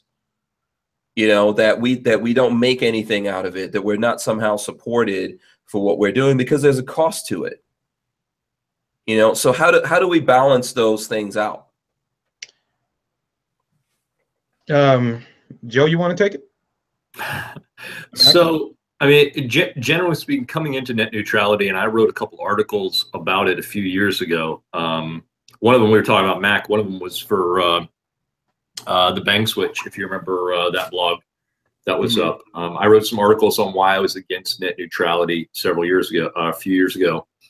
And generally speaking, I'm still against net neutrality now. I'd be happy if it goes away. I tend to fall on the free market side solution for virtually everything, wherever it's practical. And even if it's just a small segment, I would much rather see the free market take care of it than the government, because the government pretty much screws everything up. Yeah, I mean, net neutrality, just for people, I think it's a very tough thing that people aren't wrapping their heads around. Basically, it's just setting up a system for the big guys to kick everyone's ass. Yeah. I mean, it's like anything else. You know, these bills are named. If you look at the name, basically, it's the exact opposite of what the name is. Net neutrality isn't net neutrality. It's forcing everyone into the same box and making everyone play at the exact same level, rather than letting it hurts competition, it stifles startups, and it's much easier for the big guys to go along with. And that's one of the reasons why it passed. I mean, when you see a company like Comcast, all right, really, do we even need to say anything else? Comcast supported behind the scenes net neutrality all the way up the line. Yeah, so did Google, by the way. We're talking about Google and YouTube. They 100% support this bullshit. Yeah, exactly. So when you look at a company like Comcast that supports something, there is no way in hell anyone else should support it if Comcast supports it. And I mean, well, David Walters says, no, it allows us all to access the internet. Getting rid of net neutrality is what hurts competition. What the fuck has net neutrality done to allow everyone to access the internet? We've had that and it hasn't done anything. They haven't built lines out to, you know, out into the country and all that kind of stuff that they said they were going to do, because they created this thing. They gave the money to the big companies. The big companies said, fuck you very much. It's not a good thing like you think it is. Exactly. So Hank has to be in the Big Daddy Gun studio right now because he lives in the middle of nowhere and he got screwed. Yep. I live in the middle of nowhere, and finally I can have a podcast where you guys can see me thanks to some technology coming through that's not landline based. So I can actually have decent internet, thank God, for the first time in the 3 years I've been out here. So net neutrality, for those of you who don't know, is what, 3 years old, barely? Roughly, it's about 3 years old. Yeah, all right. A couple of years. The internet was perfectly fine before net neutrality. Perfectly fine. Nothing bad was happening. They passed net neutrality. We've had zero advance in the past 3 years, basically, since net neutrality passed. Yeah, because you know what happened? Like I have AT&T right out where we live, and we have DSL, and it's horrible. Yeah. And so we called them up and we're like, listen, can we even get like another line or something, like 2 lines? You know what they said? They said, we're not giving you another line. We want to take away the line you have. What? Yeah, that's what they told me. And they said, you know what? If you, like, let's say you go on a vacation and you suspend this line or something like that, we will never put it back on. That's what net neutrality has gotten you. These companies are sitting easy right now, not worried. You're 100% right, and I am living it right now at this moment. What's happened is Frontier and Verizon had this huge scam going, and when net neutrality happened, it hit me right here just as I moved into this place. And what happened was Frontier has acquired all this landline technology and infrastructure from Verizon. And what they've done with it is they've taken the very rural centers and used that to make money. And everybody out here who's rural, like myself, and I live in the middle of freaking nowhere, close enough to town, but still, for all intents and purposes, in the middle of nowhere. I'm 500 feet off the road. They won't do anything out here. I mean, they have totally abandoned Yeah. Now David Walters is still millions of customers because they don't have to.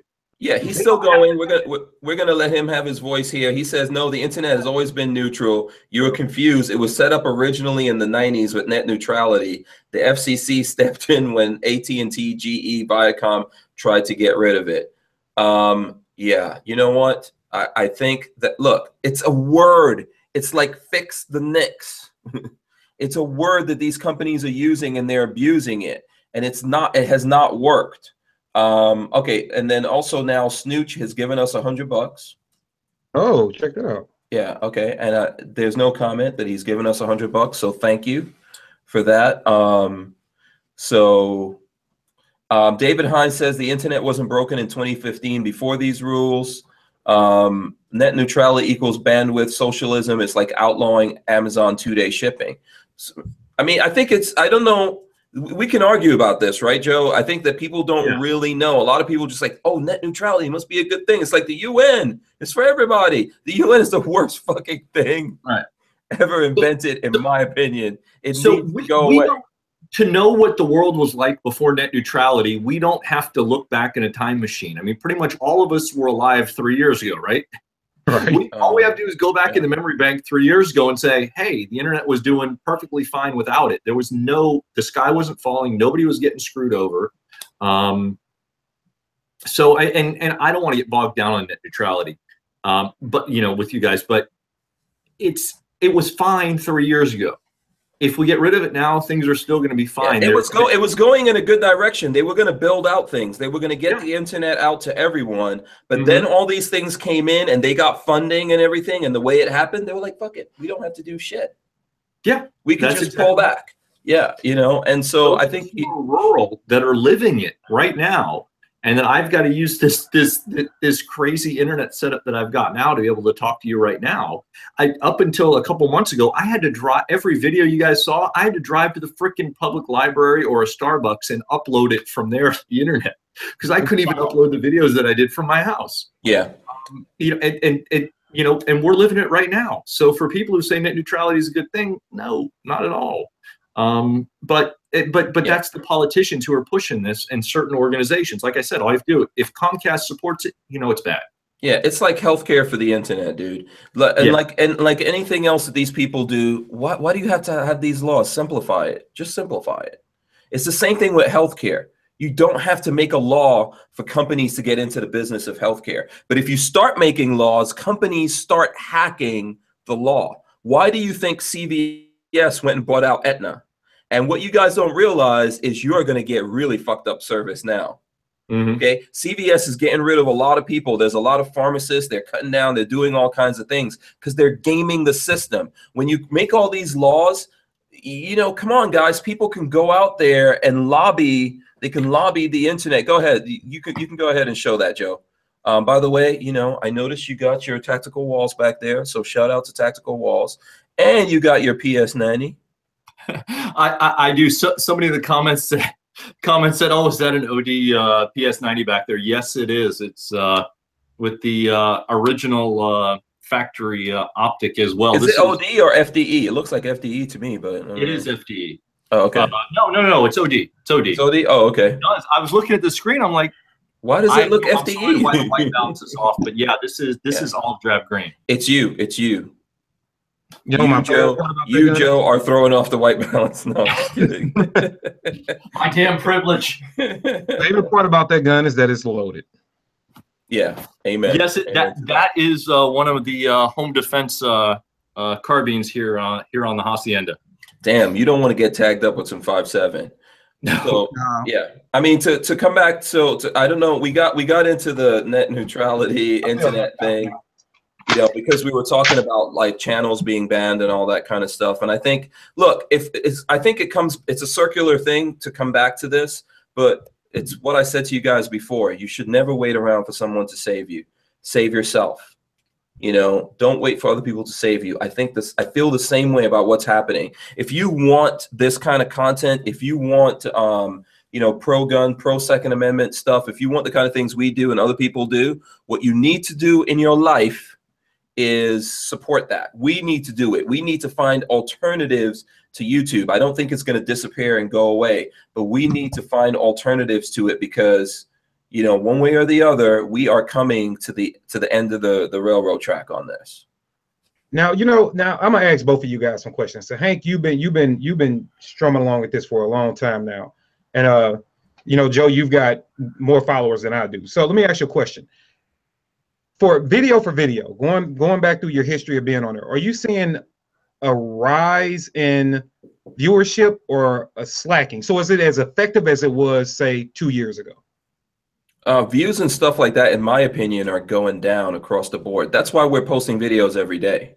Gotcha. Okay, that's what I think. And it's happening to people. It's not just me saying it. YouTube is changing the algorithm to put us in a position where we get less and less views. If every video we make gets automatically demonetized, well, in that 24 to, you know, 36 hours, whatever time period it is, probably longer than that in a lot of cases, 70 something hours, that's the best views you're ever going to get. If you lose that, you've lost a big chunk right there. But then after that, there's other things in the algorithm that slows down people actually discovering your video. And discovery is the huge thing, because years ago you could put up a video, it does okay, it gets a, you know, a couple hundred, couple thousand views, it's all right, and then for some reason next month, boom, it just takes off and everyone's looking at it, and maybe people just discovered this video and it starts trending. But in a lot of cases that's not happening now, and it's not just with me. You can look at some of the huge channels, and because they're fighting all of this stuff, they're getting low views there. And I think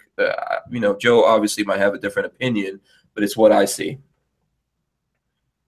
So I wasn't putting out a lot of videos up until this past maybe year and a half. I would put out like maybe a video a month, up until maybe 2 years ago, when I finally got the range kind of constructed out here and started really diving into this more. I am seeing my, like you said, like Hank was saying, the first 24 to 72 hours are key in driving some of that momentum. And when they hit that with the demonetization up front, that seems to me anyway, at least to kill some of the reach. So I am seeing some of my, currently at this exact moment, I am seeing some of my older videos still gaining and keeping a lot of traction and still doing very well. So overall views are down, but not as bad as they were a few months ago. The new videos that have been coming out have been absolutely devastated. I'm seeing, you know, videos that at least before would see, you know, no matter what video I put up, generally speaking, I would get, you know, about 1,000 views on it, no matter what it was. And now I'm seeing, you know, videos that are either going into the, you know, several thousand, tens of thousands, or they're staying in like that 500 to 800 range, just 800 views total, that just hit, stagnate, and don't do anything. And some of them, you know, I don't, you know, one or two, you know, whatever, you know, they're niche type things. Others I look at, I'm like, how in the hell is this possible? And it's whatever algorithm is going on back there that's just absolutely killing them. Yeah, Guns and Gear posted something from another YouTuber on this, on his social media, on his Facebook. You should take a look at it. I'm trying to remember what video it was. Yeah, and there's something there to look at, because it's devastating, especially for somebody my size. You know, before all this happened, you know, and of course, obviously, YouTube then changed it up with their notification settings, where you have to go back in and get notifications even if you're subscribed. Which, you know, doesn't help either. So yeah, it's insane. By the way, Snooch, they gave us $100. He says at Lola, you know, and Hank, no need to thank me, thank you, and Hank. So that's awesome. So let me ask this, because we're about to wrap it up. So what, you know, what I want to do here, Joe, do you have a Patreon account? I do not have a Patreon account. I still haven't done one. A lot of people have asked. What I do have, though, and since you mentioned it, I can pawn my wares, so to speak. I've got a swag shop. So if you want to buy a patch or some custom fight soap, this is some fight soap collaboration, American Spring. Soon there's going to be a business version that's going to drop any day now. I'm just waiting for those to come in, commemorating the crossing Lexington, crossing the Delaware. This one is commemorating Lexington and Concord. Fight soap's actually really cool. It's really good stuff for your skin.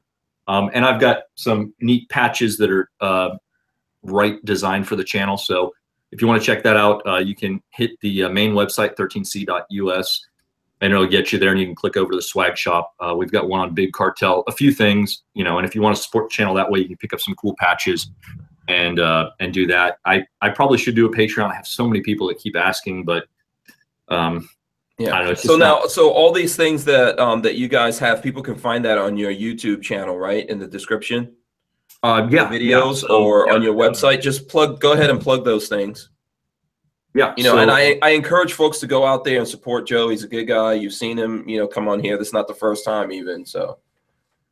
Yeah. Well, thank you, Hank. I appreciate that. So 13cgunreviews.com or 13c.us. If you want to go straight to the YouTube channel, 13cmedia.com will take you straight to the YouTube link. And then you can get to the swag shop from there. It's 13c.bigcartel.com, but you can just click on one of those links and you'll see it either in the description or on the website. And yeah, you know, we got some cool patches that are unique to the channel. And yeah, do you have t-shirts? I do not yet. Hope soon. 1776 United is working on a t-shirt for us. So hopefully that'll be live. I'm hoping it'll be live before Christmas. And when that does, I'll put it up. Okay, cool. Thank you. Somebody's given us a shout out to our Instagram. We're at 13C Gun Reviews on Instagram, and I appreciate that. Mm-hmm. Awesome, man. Thanks. Okay, so Kevin, I think I'll give you the same opportunity here for folks who want to support you. What are the different things that you have going on? You know, and I've got it locked on you, man. So, by the way, Joe, you can feel free to do this. If either one of you guys need to take like a section out of this video and repost it or something like that, feel free to do it. So. All right. Yeah. So if you're just to keep up with me, it's on YouTube, guys. It's NOC for no other choice. Just NOC Firearms channel on YouTube. On Facebook, it's NOC Firearms Training, or you can just look up my personal page, Kevin Dixie. That's D as in dog, IXIE. On Instagram, it's at D as in donks. Jesus. Okay, I'm sorry. I apologize. That was okay. My bad. I'm gonna have to could not resist. Now watch. I'm gonna be spelling my name to somebody, and I'm gonna say D as in donks. What is gonna happen? And they're gonna be like, "What did you just say?"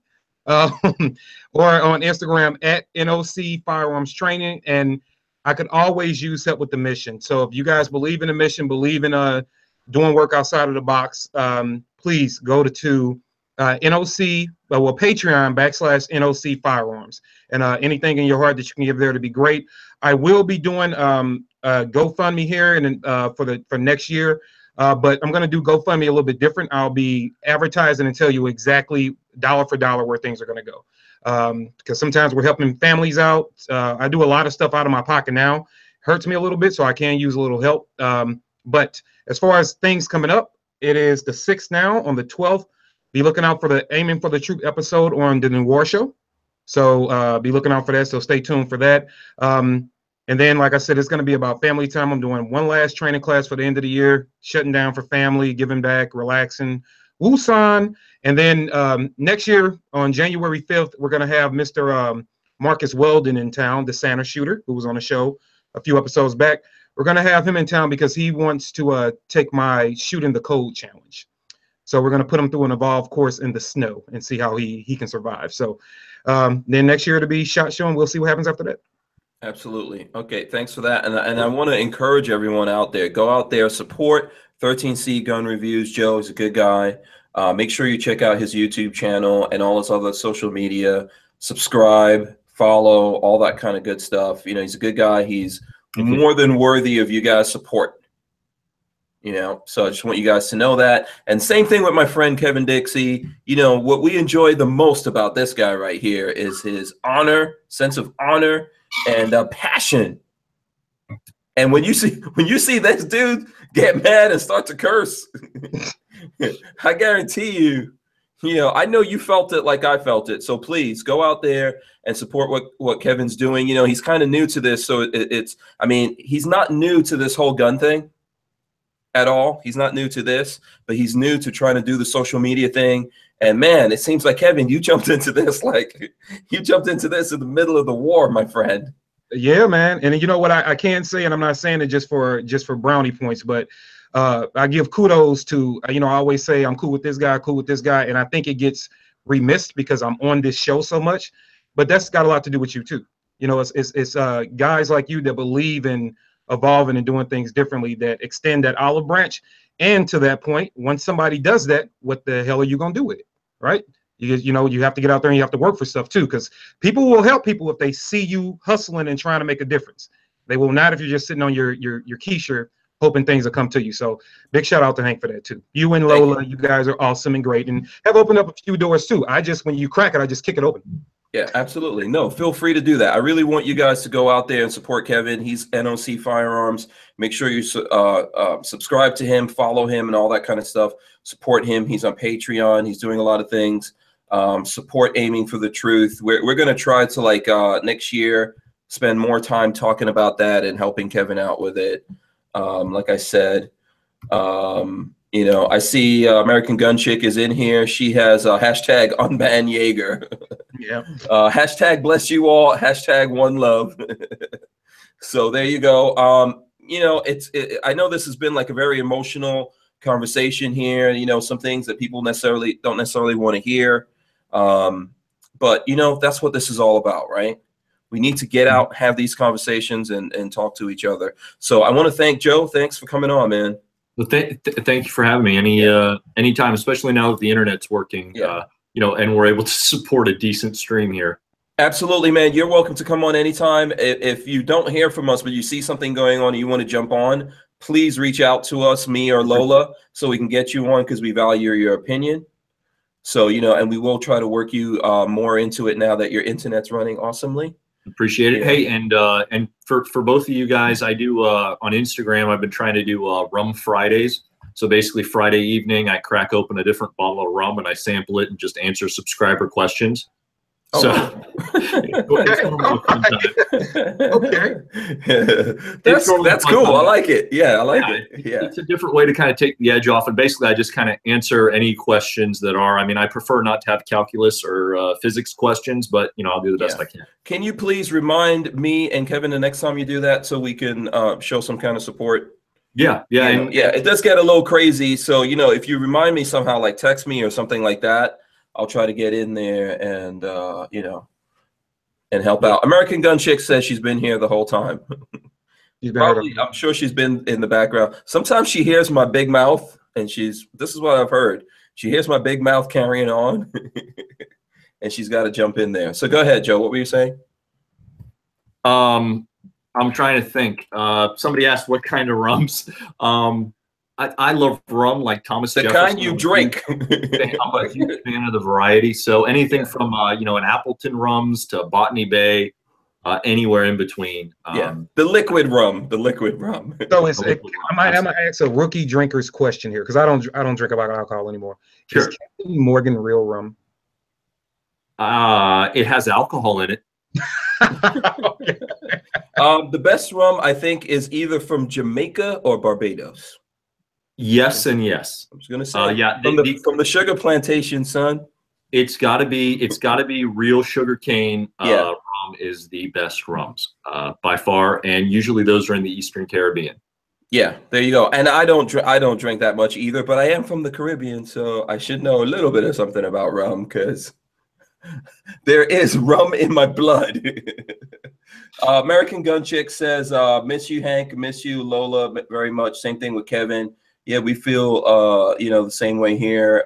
She says she's shouting out Walter. I guess Walter's listening in the background. I'm sure Walter enjoyed this conversation. So, okay, I won't keep this going. We're already running late. I want to thank everyone for joining us. It's been awesome. We appreciate it. Don't forget, we're sponsored, and that's how we're staying here on the air, by folks like Safety Harbor Firearms, Rand CLP, Andrews Custom Leather, and of course Big Daddy Guns. So, and we cannot forget the people who support us on Patreon. We're Patreon/Hank Strange, and of course all the people that donated to us here in the chat. That helps a lot, and we'll be sure to make sure that we pass on the love. All right, guys, we're out of here. All right, good night, everybody. Out of here.